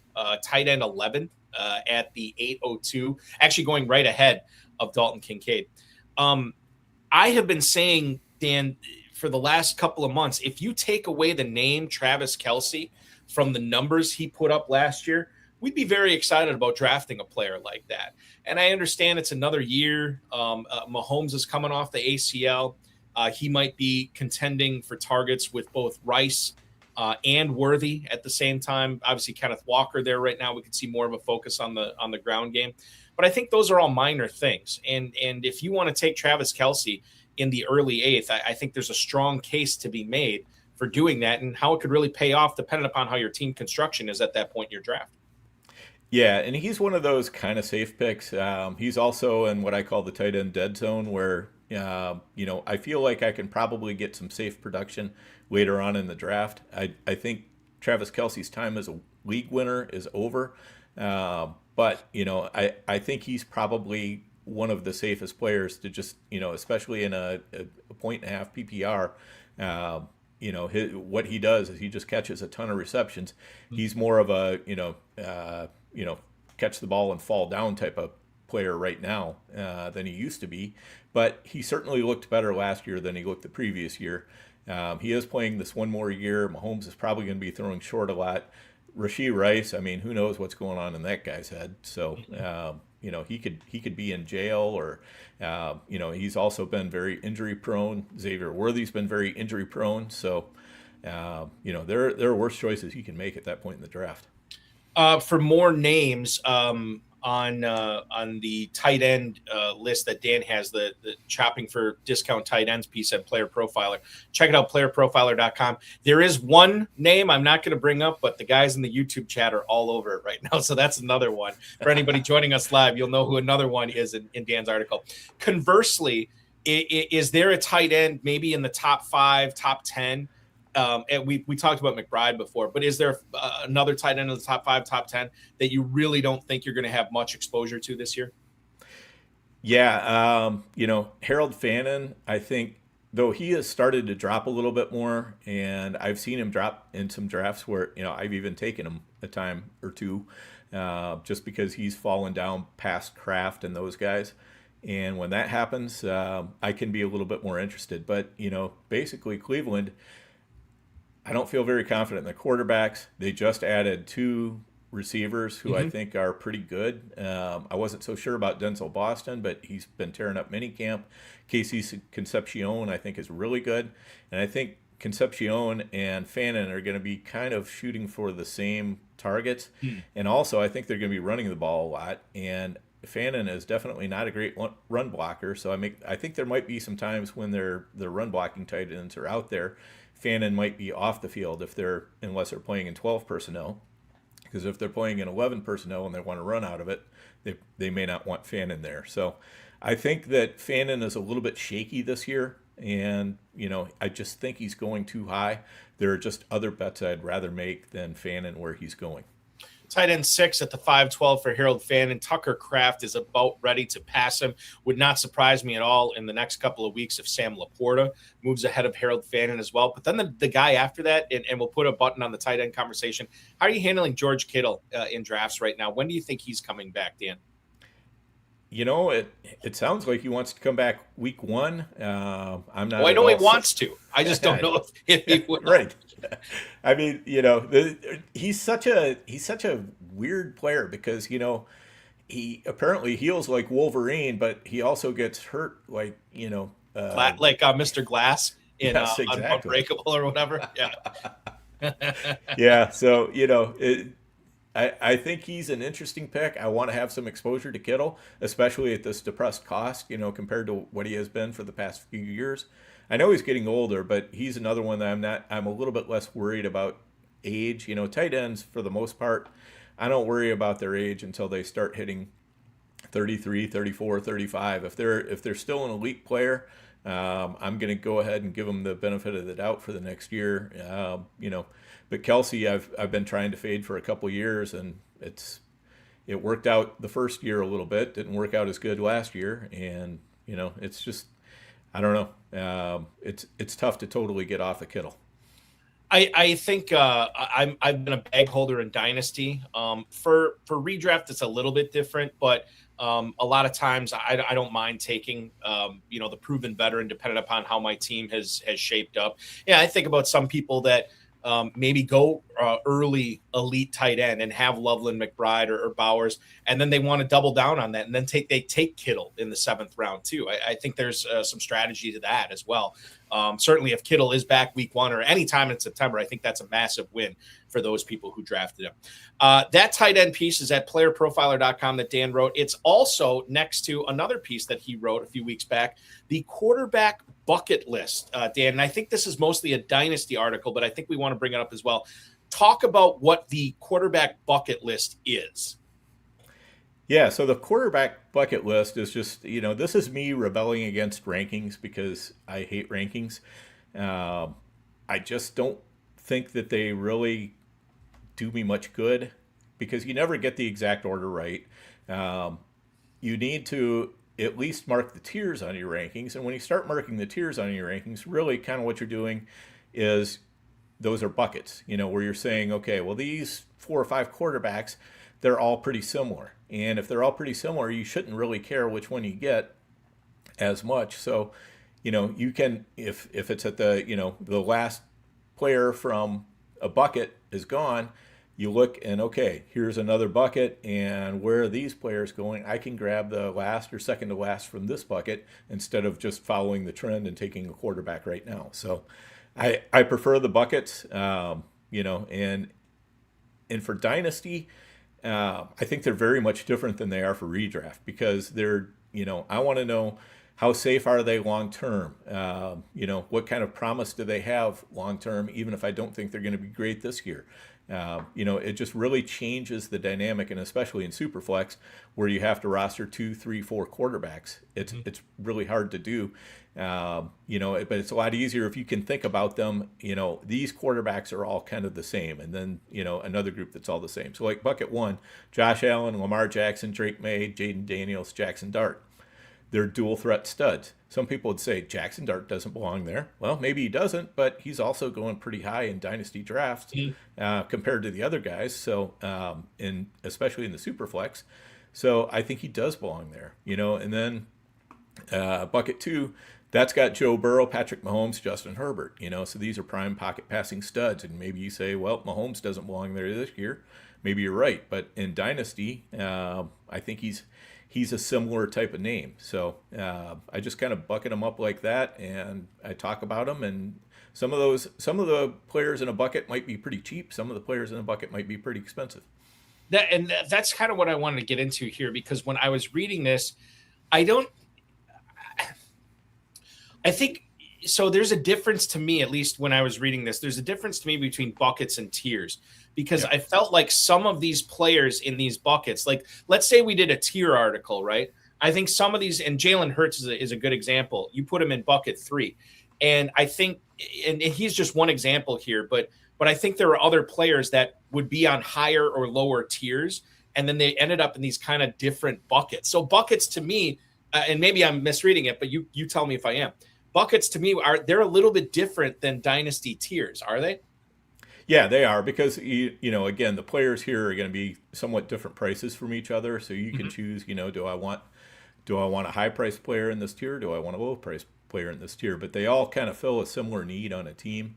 So if you've got, everybody wants to have in Superflex, you want to have at least one good stable quarterback.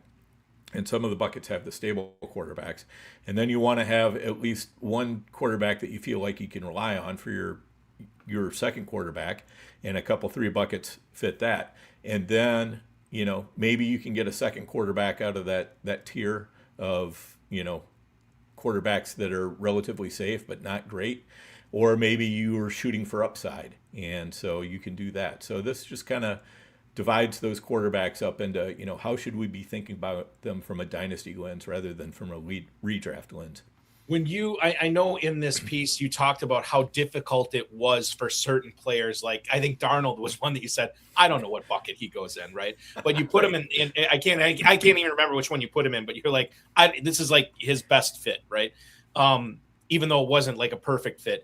How difficult was it for you to bucket up Cam Ward? Because this is a player that, wasn't in the greatest of offenses last year, yet they've made some changes there with the coaching staff and the offensive coordinator and Dable, who I think is a really good offensive coordinator.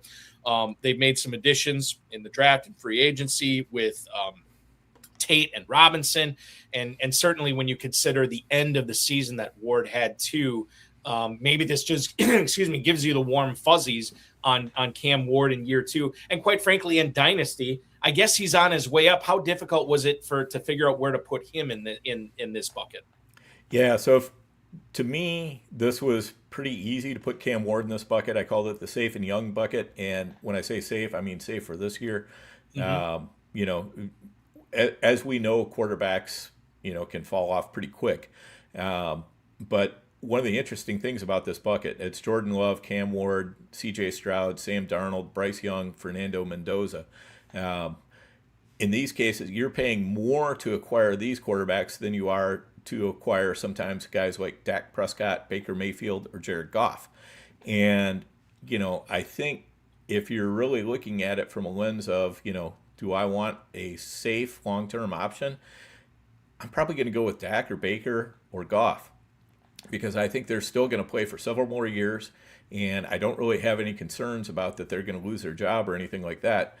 These younger guys, I don't have any concerns in the short term that they're going to lose their job, but in the long term, Bryce Young, what is Carolina going to do after this year? I'm not sure, but I know he's safe this year. I mean, they may not even know what they're going to do with him next year, especially when you consider the quarterback class coming in and knowing what they've done with, they used a first-round pick, or it was a second-round pick. No, it was a first-round pick on Leggett, first-round pick on McMillan. They gave Coker this extension. They paid Hubbard. So there's certainly, they want to make sure they got the right guy there. This is a put up and shut up year for Bryce Young. I look at bucket number 7 here, and it is, I'm trying to find it here. I just scrolled past it.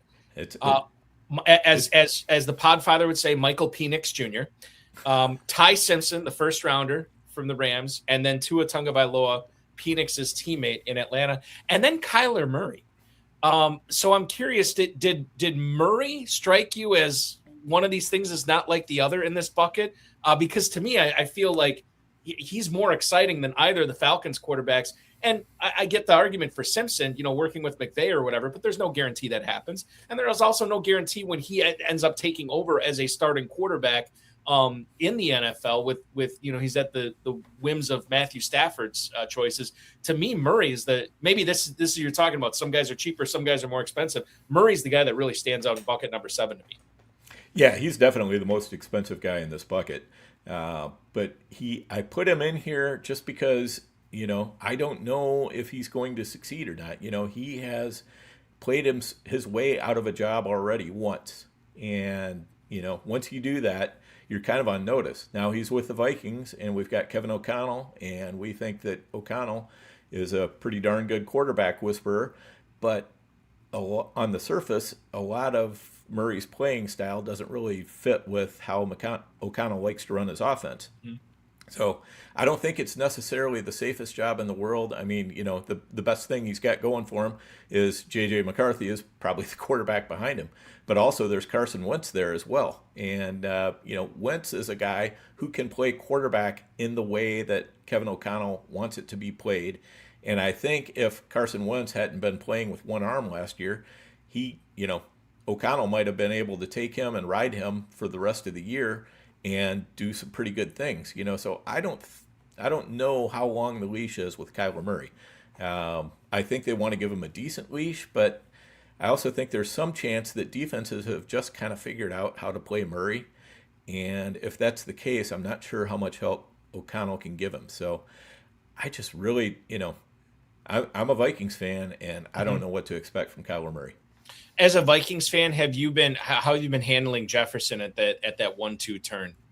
I'm totally in on Jefferson because the thing is, there's Carson Wentz. Who knows? J.J. McCarthy could, miraculously improve this year.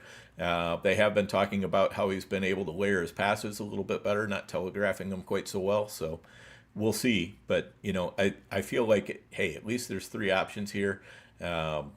O'Connell's on the hot seat. I think he's going to get good play. I think part of the issue with Jefferson last year was he had that hamstring injury in training camp, and he was just slow coming into the year. He didn't have the chance to work with McCarthy much, and McCarthy was just a lot more comfortable throwing to Jalen Naylor for whatever reason. He could not hit Justin Jefferson to save his life. Carson Wentz did not have that problem. I don't think Kyler Murray's going to have that problem. No, and like if there's one guy I want to bet on in Minnesota, it's obviously Jefferson. I forgot that you were a Vikings fan. I normally like to do this, so I'm just going to throw one more at you. And this is, quite frankly, I haven't asked anybody this question, but Damon Claiborne, redraft leagues, does he make any kind of an impact this year behind Jones and Mason? Maybe. It's really too soon to say. I mean, I think he's an intriguing prospect. I was happy the Vikings took him. I think with Aaron Jones being as old as he is and as prone to breaking down as he's been the past couple of years, they need to have somebody like that who can provide a little bit of juice because, Jordan Mason, he's a really good runner. He has a great success rate when he runs, and, he helps a team stay, even with the chains or ahead of the chains. And that's all great, but he's not a guy who's going to, be breaking off these 40, 50-yard runs. They need a player who can do that. Aaron Jones, when he's fully healthy, can still do that. Damon Claiborne, I think, has the potential to be able to do that. So, if you want to go draft Aaron Jones and then pick up Claiborne late in a draft as kind of a handcuff to him, I think that's a fun strategy. If you want to take Jordan Mason, who I think is going to score a lot more touchdowns than people think, and I think he's going to get a lot more yards than people think, and then pair him up with Claiborne, I think that's a fun strategy too. What about if you don't have either one, Jones or Mason, in a best ball tournament in FFPC? Like the $35 Superflex best ball tournament, for example, $100K grand prize. By the way, there, in case anybody wants to put some of this knowledge that Dan's dispensing to use, myffpc.com is where to go for that. You don't have Jones, you don't have Mason. Does Claiborne have? I mean, I know you never want to take a zero, but I feel like Claiborne late could be very interesting in a best ball league. Yeah, he could, and that's just the thing. I mean, he's going in a place where he's not likely to hurt you too bad. I mean, you can expect, out of your around 15 to 20 guys, probably a couple of them are going to be zeros most weeks, if not all weeks. But you're looking for that one guy, if somebody gets into your lineup even 2 or 3 times, they've kind of paid themselves off. If they get into your lineup 4 or 5 times, it's a win. So I think Claiborne fits in there. Last thing I want to bring up with the quarterback bucket list. So I want to tell you this right now. After reading this article, my favorite bucket list, or my favorite bucket on this list, is bucket number 12. And I'm not going to reveal why, but anybody who wants to check it out, if you read it, you'll find out why bucket 12 is my favorite. If we go back up to bucket 11, Will Howard, Drew Aller, Taylon Green, Garrett Nussmeier, 3 rookies, and then Will Howard. Is there a favorite that stands out to you in a Superflex Dynasty League that you'd want to roster more so than the other 3 in this bucket? I think probably Will Howard, just because, if Aaron Rodgers gets hurt, I think Will Howard is going to be the next guy up. And if the Steelers fall out of the playoff race, I think Will Howard is probably going to get some starts at the end of the year. So he to me is one of the more interesting ones. Taylor Green, you can take him just because, you know what, we've got Deshaun Watson and Shedeur Sanders ahead of him, so why the heck not? Right. And Green's probably the most intriguing athletically, right? Yeah, definitely. You consider a player like that, if he can be coached to play the quarterback position at the NFL level, which I know is a massive if. It is a Mount Rushmore size if. However, if he does, I mean, this guy has top 5 value written all over him because of he already is blessed with these natural talents. The quarterback bucket list piece is at playerprofiler.com. Check it out today. A lot of good insight there. Like I said, it's more so, this is a dynasty article. So after you read that, maybe you want to check out and enter a dynasty league. We have dynasty startups, Empire dynasty startups available now. myffpc.com. They started at $100. They go all the way up to $2,500. Play fantasy football year round, armed with the great brain of Dan Williamson in your startup drafts and as you manage your team throughout the year.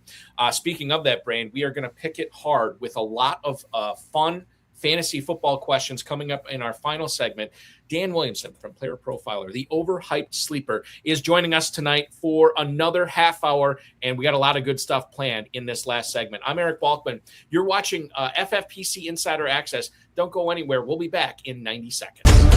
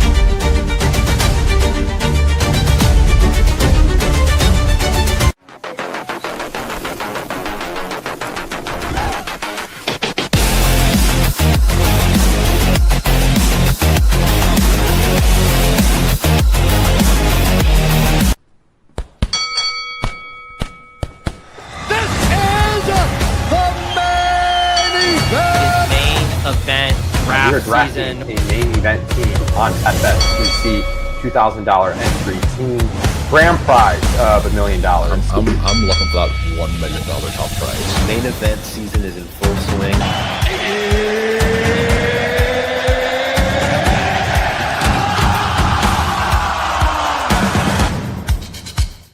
Win $1 million in the FFPC main event. Win $100,000 in the Baby Gorilla this year. Just $125 to enter. The same exact format as the Big Gorilla. Same schedule, same waiver process. It's a managed league. If you ever wanted to play in a high stakes league for a 6-figure grand prize, this is your bridge into that with just $125 entry fee. Sign up now, myffpc.com. We go back to Dan Williamson for our final segment here on FFPC Insider Access, our first show of July of 2026. It's getting real about 2 months before the season starts. And Dan, I want to kind of like go. There's not this. These are questions with very nebulous answers, and I don't even know. Maybe you don't have a strong handle on an answer for any of these questions, but I do want to hear your process and thinking about how you're answering these. And I'll kick things off. Is there a strong opinion you have right now? Could be on draft strategy, could be on player evaluation, could be anything. Draft philosophy, I don't know. Is there something that you hold right now that you look forward in the future in December that you think you're still going to be right about? Yeah. So, and this is going to be tough for me as a Vikings fan to say. So I'm going to have a chaser after it. But the Packers offense, I think, is one to bankroll at nearly every position. I think all of them are very cheap, and they have plenty of room to outplay their ADP. Josh Jacobs, if nothing comes of this legal trouble that he's gotten himself into, he's going to absolutely be a top 12 back. I just have no question about that. The way that they run their offense, I think he's going to get a ton of touchdowns. I think he's going to get plenty of rushing attempts. He's certainly no slouch as a receiver either. His backup has extreme trouble staying healthy. So, I think he's a very good play. Really like Christian Watson. Seems like he's figured out his health problems. And if that's the case, where we're getting him, I think is a really nice price. Then you've got Tucker Kraft, also at a very nice price. Again, you're counting on him being healthy for the first game of the season, but it seems like he's doing pretty well. I worry a little bit less about ACLs with tight ends than I do running backs, so I like the price on him. And then you've got Jaden Reed and Matthew Golden, and they're both going pretty cheap. And one of those two guys, I think, is going to definitely outplay his ADP. So I really like the ADPs on all those guys. And just as a little bit of a chaser, people are sleeping on Justin Jefferson. Oh, okay, I feel better. There you go. It makes it all right. Yes. Regarding the Jacobs thing, I thought I remembered reading something that the Brown County district attorney had something like 28 days to charge him, while they were investigating, because obviously they didn't charge him right away. They let him go. But It always seemed like there's going to be charges. I haven't heard anything. I've read what beat reporters have been saying about Jacobs and a potential suspension or potential charges being filed. And I haven't found anything. So maybe that 28-day thing, it was made up in my head. I don't know. But Bill Huber, who covers the Packers for Sports Illustrated, you think about the Terry and Arnold situation. Let's compare the two here. Arnold claims he's innocent. He talked with the Lions when this initially happened. He told them that he was innocent. The Lions believed him. They said they were backing him. And then all of a sudden, $1 million bond, and now he's a free agent. Jacobs, on the other hand, was at OTAs, 4 days later. And Huber made the point, and sometimes you got to read between these lines on how these beat writers phrase it. But Huber was like, it's hard for me to believe that the Packers would let him back on the practice field if there was something really serious that they were concerned about. 3 days later, he was back at OTA. So I'm starting to feel really good about Jacobs' draft value this year. I think he's still being depressed a little bit when you consider that he is going as running back 16 at the 311. I guess that is a little bit higher. I think he's moved ahead of the Williamses in Kyron and Javonte. But it's still a pretty good bargain right now. And this could be his last good fantasy season too, when you consider his age and his contract with Green Bay. They can get out of that pretty easily after this year. We were talking about Vince Staffolino, and Farrell Elliott and I were talking about Javonte Williams and you and I were talking about him earlier. And when we look back, he was an 11th round pick. Jaden Blue, as you pointed out, was being drafted ahead of Javonte Williams last year. Is there a player that is going to have us scratching our heads when we look back on the 2026 season in January of 27 and we look at it and we're like, how did we let this guy slip to this round? Is there a player like that you have in mind like that, Dan? Yeah, I've got a couple. I think round 5, David Montgomery is definitely a huge steal. I think injury is really about the only concern I have with him. He's given us 15 plus points per game regularly, except for last year when he got hurt. And also Jahmyr Gibbs was clearly taking over that backfield.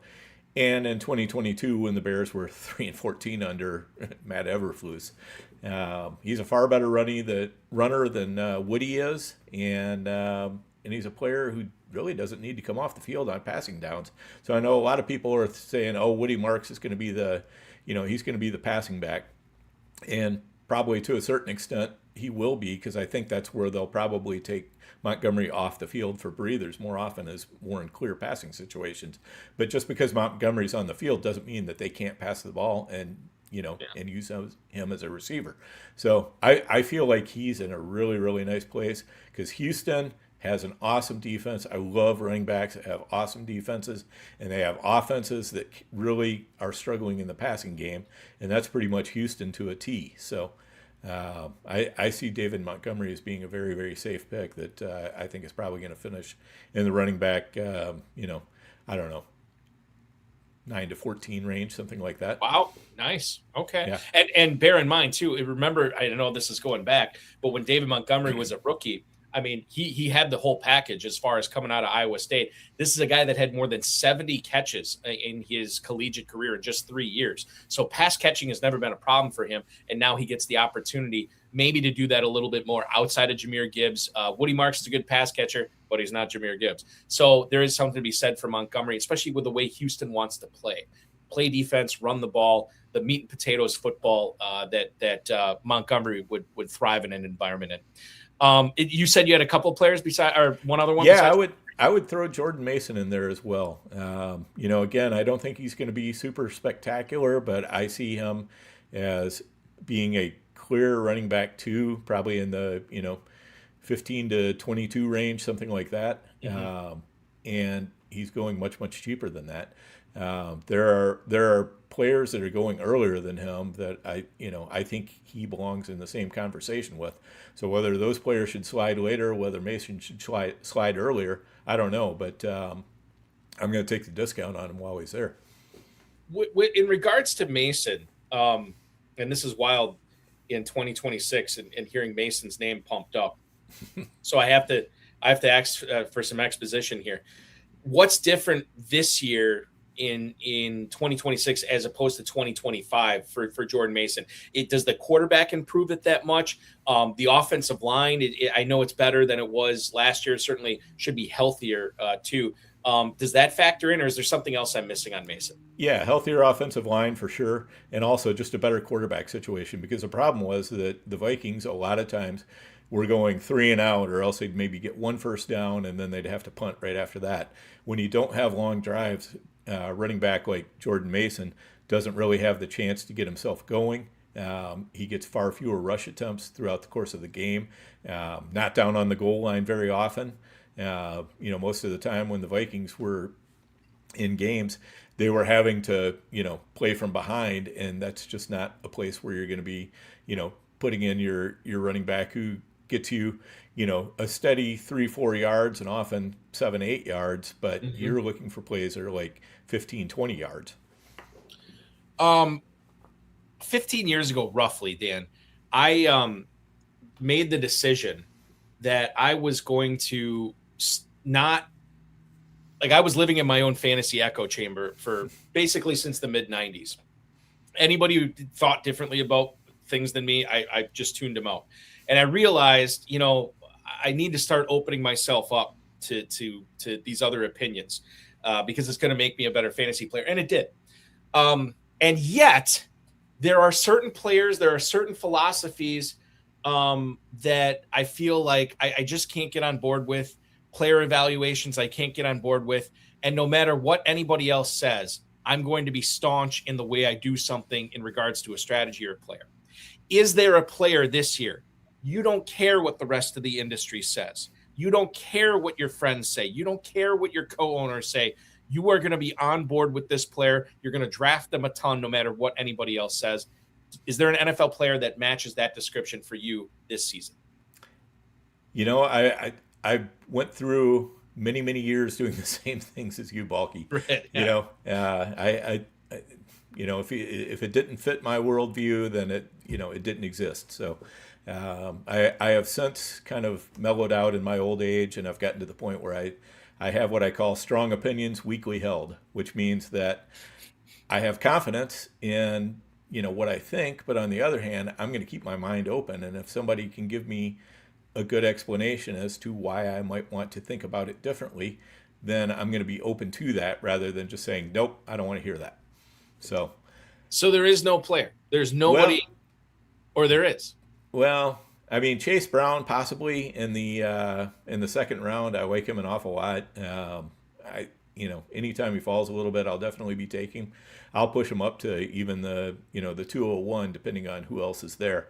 I'm not going to take him above James Cook, but once James Cook is off the board, Chase Brown is definitely in play for me. Jordan Mason, where he's been going, I think he's a heck of a deal because, who else is going around there? You've got Bill Krosky-Merritt, and, I don't think that he's got nearly the grasp of a chunk of the running game like what Mason has. You've got Chris Rodriguez is kind of going in that range. It's a lot of guys that, are just basically more hope than anything. Whereas, Jordan Mason, the Vikings are committed to him. They're going to be using him a lot. I mean, they're going to be using Aaron Jones as more of a player that they put in, for 10 or 15 touches a game. And Mason's going to be that guy who's getting you, 12 to 20 touches a game. I totally agree. And by the way, we got Lee Snyder chiming in right now. Jaden Daniels, Rashad White played together in college. Can't White have a nice year catching the ball given Bill doesn't catch? Yeah. And tell me who the pass catcher is on Washington. Jerome Ford, Katron Allen. It's Rashad White. Right. And I don't think that they're going to sign Najee Harris. You can't make that running back room bigger than what it is now. In fact, they probably have to pare it down a little bit. So I'm on board with White catching passes there, Lee. Okay. If we were to do, let's say, Dan, I'll have you, and I won't do this, but I'll have you on again, just not this quick. Let's say I have you on at the end of August, not even the end of August. Let's just say early August or mid-August. Is there a player that you think his price right now is, and probably wouldn't go down, but is there a player that once we see him on the field, once beat writers and coaches and other, teammates start talking about him, that you think is going to go way up, that we should be buying into now before the price goes up when training camp begins for NFL teams? Yeah, I think Ricky Pearsall might fit into there. I think he's going really late in a lot of drafts compared to what his upside is. Understand he's an injury-prone player, but when he's on the field, he has done some really, really good things. And let's face it, the 49ers have a whole lot of injury-prone players, so it's going to be a little bit of survival of the fittest around there. So if Pearsall is one of those players, I think that he's probably going to be pushed up draft boards. If all of a sudden we're hearing, well, Kittle might not be ready until week 3 or 4, Mike Evans strains a hamstring, week 1 of training camp, Pearsall to the moon at that point. Wide receiver 43 at the 904 right now, so there's definitely room for him to move up. Is there something that you believe as far as how you construct a team, be it best ball, main event, big gorilla, or whatever, or perhaps the way that you handle a position in a draft or a specific player that you're surprised that when you talk with a ton of people, obviously on the Dominator, is there something of that ilk that you're surprised more people don't share the same opinion on with you, that maybe you feel like you're on kind of an island and you don't know why?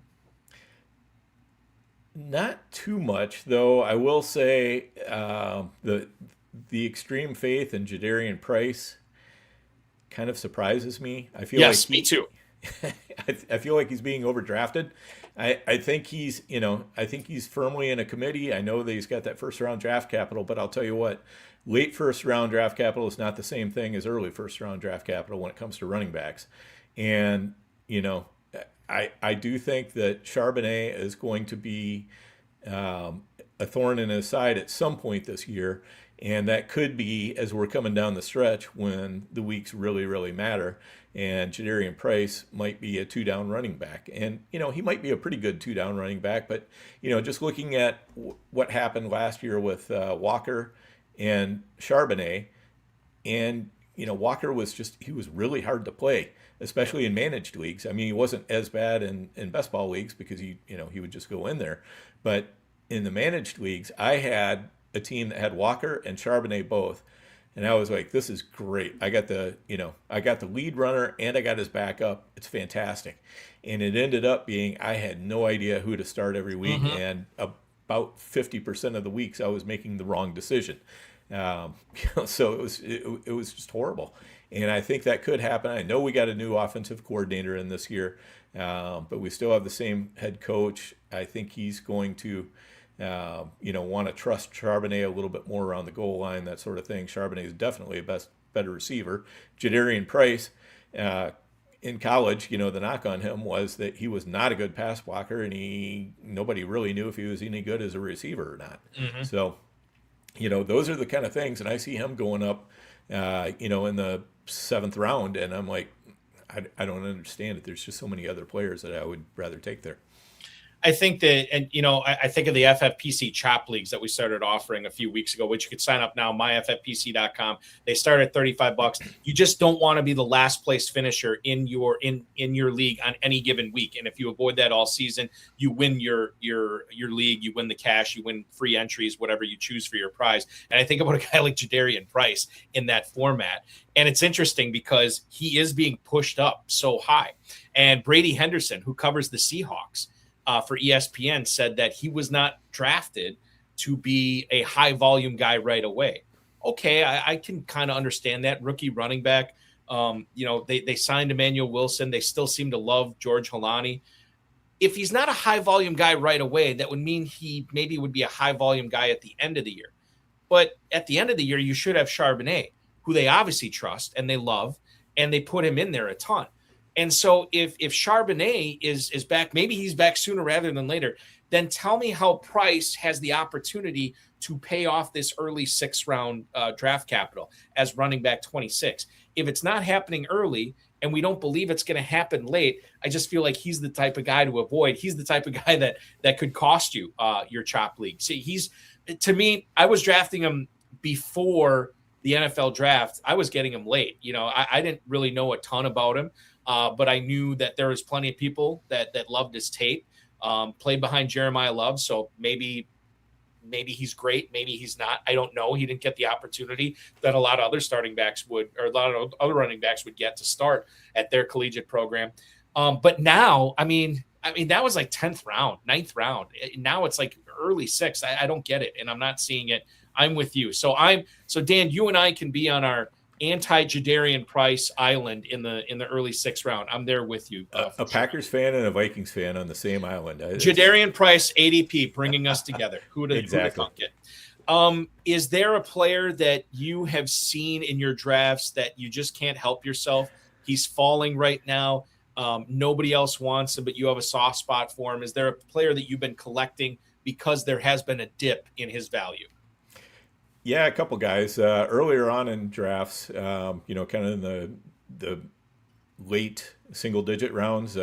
Jordan Tyson just seems to always be staring me in the face when my turn comes up, and I have a hard time saying no. And I know that I probably should because he's had hamstring problems and all of that, but I also know that he really, really fits where Chuck likes to throw the ball.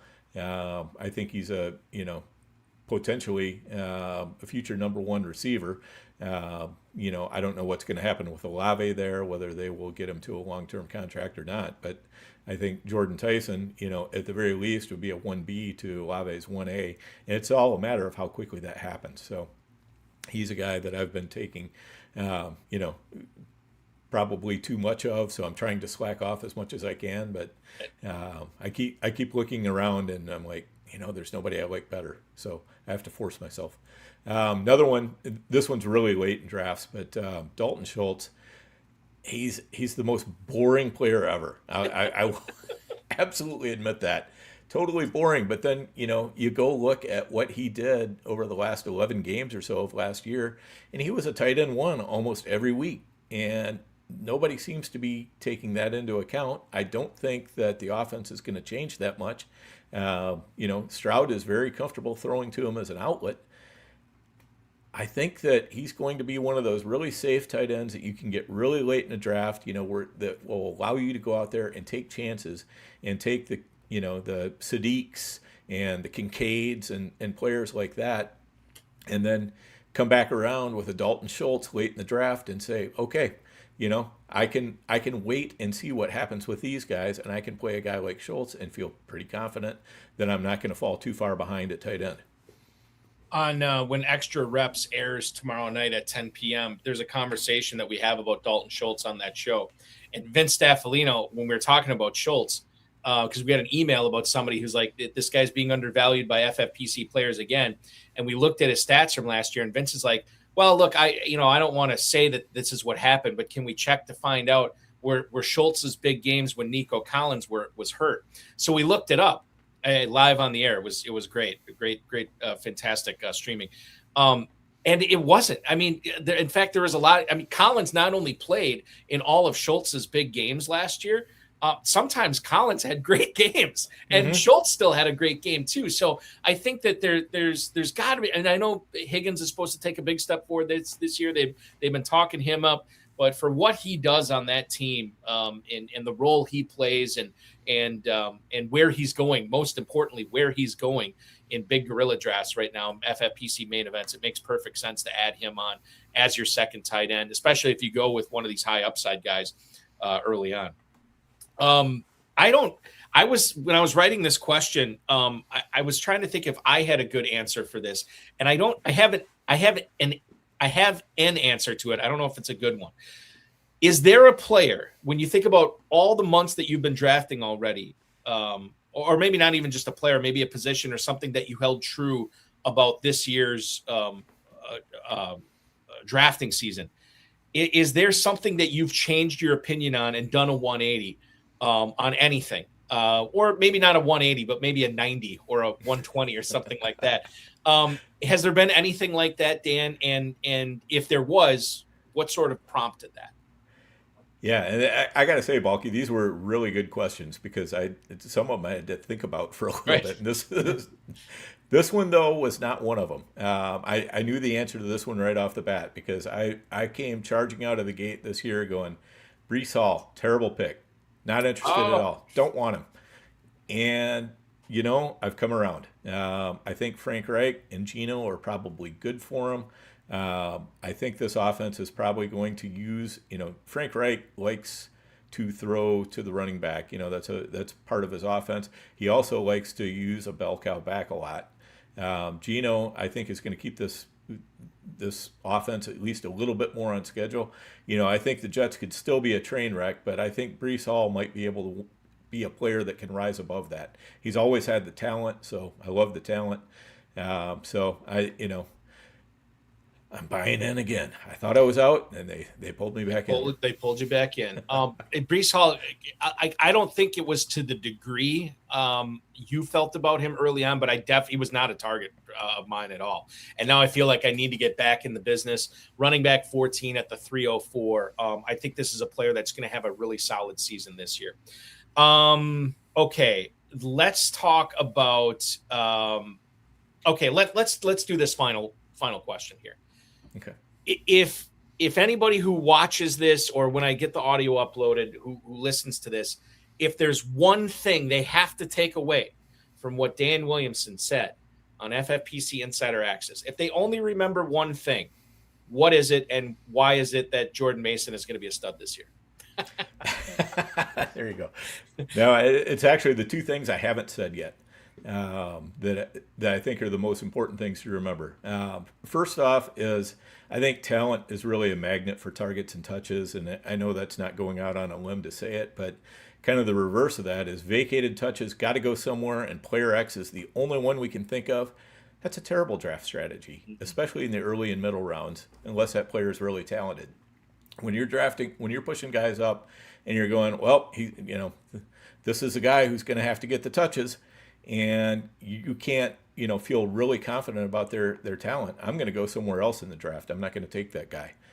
So that is number one. Draft on talent over opportunity, I guess would be, yeah. or purported opportunity, I guess. Exactly, because the thing is, a lot of times when we're looking at it, we can't really see what's going to happen. All we see is, well, there's this glaring hole and somebody's got to fill it. And, right. We decide who's going to fill it, but we're not the coaches. And the coaches may have a very, very different idea, where they may put that guy in there and say, yeah, this guy sucks.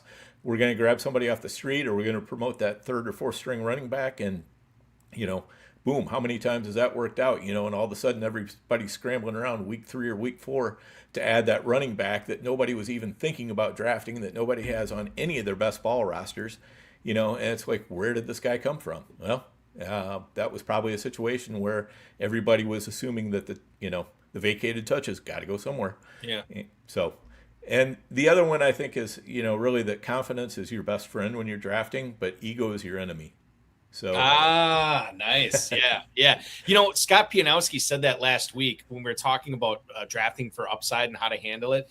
And he said one of the things that you need to do is draft like you know you're right, like draft players like you believe you're correct, which makes sense. But that could be a slippery slope sometimes too, right? If you don't have a good handle on it. But I think it is wise words from him. Definitely wise words from you tonight on not only that, but everything else you've dispensed on player evals, draft strategy, and everything. It's been fantastic. At Overhyped Sleeper on X, no final E in Sleeper. PlayerProfiler.com to check out your written work. Are you working on anything right now as far as written pieces go, Dan? No, as far as written pieces, I've done my time. I'm not the greatest article writer, so I thought they were great. I was very compelled by it. I do appreciate that, but they're just, I don't know. I have to put a lot of effort into them to get them out. So I find podcasting is kind of the easier way for me to go about it. So that's what I'm focused on now. Is the two shows that I'm going to be doing, the Dominator and Fantasy Empire. So the Dominator right now is twice weekly. Is it going to continue to be twice weekly throughout the NFL season, or is that still up in the air? No, once the NFL season comes along, there's this little thing called waivers, and right, yeah. And the Fantasy Empire podcast will be back later this month. Yeah, that should be coming back about the middle of the month or so. Right now, Chris Vaccaro is out on vacation. Once he gets back, we'll get together and we'll get going. I already had Nelson and Matt both on the Dominator just to kind of, get something going a little bit. But when Chris gets back, then we'll get that thing going. So I'm really looking forward to that. And then does that come out on Wednesdays during the season, or when does that come out? That comes out on Tuesdays during the season. Generally, we do it Tuesday morning, like 11 Eastern is when we've done it the past couple years, because we want to be able to get it out there before people start worrying about their waiver wires and everything else. Right. Also, before we start worrying about our waiver wires. Yeah. Well, I would imagine, too, when you and Matt and Nelson and Chris can all talk about this, that probably helps you guys get a good handle on bids and players and everything for the waiver wire that week. Yeah, absolutely. I mean, it's sometimes it's just us talking and, trying to work things out for ourselves. Other times somebody comes in with a really strong opinion about something, and, we might have a disagreement about, well, should you spend a lot on this player or not? So you get a couple different points of view fleshed out there. But back in the GOAT District days, we used to try to do a show on Wednesday nights, and never again. Oh yeah, no, that's and we switched for HSFF hour to Wednesdays this year, and I told the first thing I said to Farrell was like, man, you and I are going to have to get our waivers done, because we're going to go live at 10 p.m. And then I was like, are people even going to watch that on Wednesday night? He's like, well, Balky, when did the waivers go through for FFPC? And I said, well, 10 p.m. on Wednesday. He's like, well, then they don't have anything else to do but watch us. And I'm like, you know what? That's a great point. So we'll see how it goes. I might get a little frazzled getting all my waivers done in time, but we'll at least try it out this year, see how it goes. You do a very good Farrell imitation. Oh, well, I've talked with him a bunch, so it's second nature at this point. Overhyped Sleeper on X, PlayerProfiler.com, The Dominator, anywhere you get podcasts, and, of course, Fantasy Empire, anywhere you get podcasts coming up later this month. Dan, it's been a pleasure. It always is. So much fun talking ball with you. I'm sure I'll see you in Las Vegas, and I'm sure I'll be covering your Pros versus Joes draft here in a few weeks as well. Awesome. Thanks for having me on, Balky. It was a lot of fun to be here, and looking forward to that Pros versus Joes draft. Going to be a blast. Thank you, Dan. That is Dan Williamson, the Overhyped Sleeper, joining me on FFPC Insider Access. That's going to wrap it for tonight. One thing I did not mention as far as FFPC drafts and formats go, we introduced Player One a couple of weeks ago. It's basically you sign up for a draft and you're automatically drafting against 11 smart FFPC CPU players. If you think you can beat them, and a lot of people think they can because it's been very popular so far, join now. FFPC Player One. League start at $5 and go up from there. And you can win cash, you can win main event entries, Big Gorilla entries, and what have you there. myffpc.com. Speaking of the Big Gorilla, check that out. We got drafts going off tonight for the remainder of the evening. 10 p.m. draft and a midnight draft, slow drafts filling up, main event lives and slows filling up this weekend for the holidays as well, or for the holiday weekend, I should say. and then the best ball tournament, Superflex best ball tournament, all available at myffpc.com. I want to thank Dan Williamson. We'll be back at 7 p.m. Eastern time next Thursday with Fantasy Points and Rotoballers Matt Donnelly, another pro in the Pros versus Joes this year. So we'll be able to pick his brain for 2 hours. That's going to be a lot of fun. As far as next week goes for FFPC broadcast, well, number one, Friday night, 10 p.m., Vince Staffolino, Farrell Elliott, and myself on Extra Reps. Tuesday night, we will have at 9 p.m. the three Goombas, Aiden LaCorey, Dave Terpoli, Jake Venuti, and Ian Hartitz, the newest member of the RotoWire family, commentating a live FFPC Baby Gorilla Draft. That's Tuesday night at 9 p.m. Wednesday night, High Stakes Fantasy Football Hour. Oh, no, there is no High Stakes Fantasy Football Hour on Wednesday night next week because we're doing live draft coverage next Friday at 10 p.m. Eastern time. There was still 3 spots left in there. I'm not sure if there still is. There might. So check that out at myffpc.com and draft live on the stream with us on Friday. And then next Thursday, Matt Donnelly, 7 p.m. right here in FFPC Insider Access. For Dan Williamson, I'm Eric Balkman. This has been the aforementioned FFPC Insider Access. We'll talk with you on Extra Reps tomorrow, everybody. Happy 4th of July.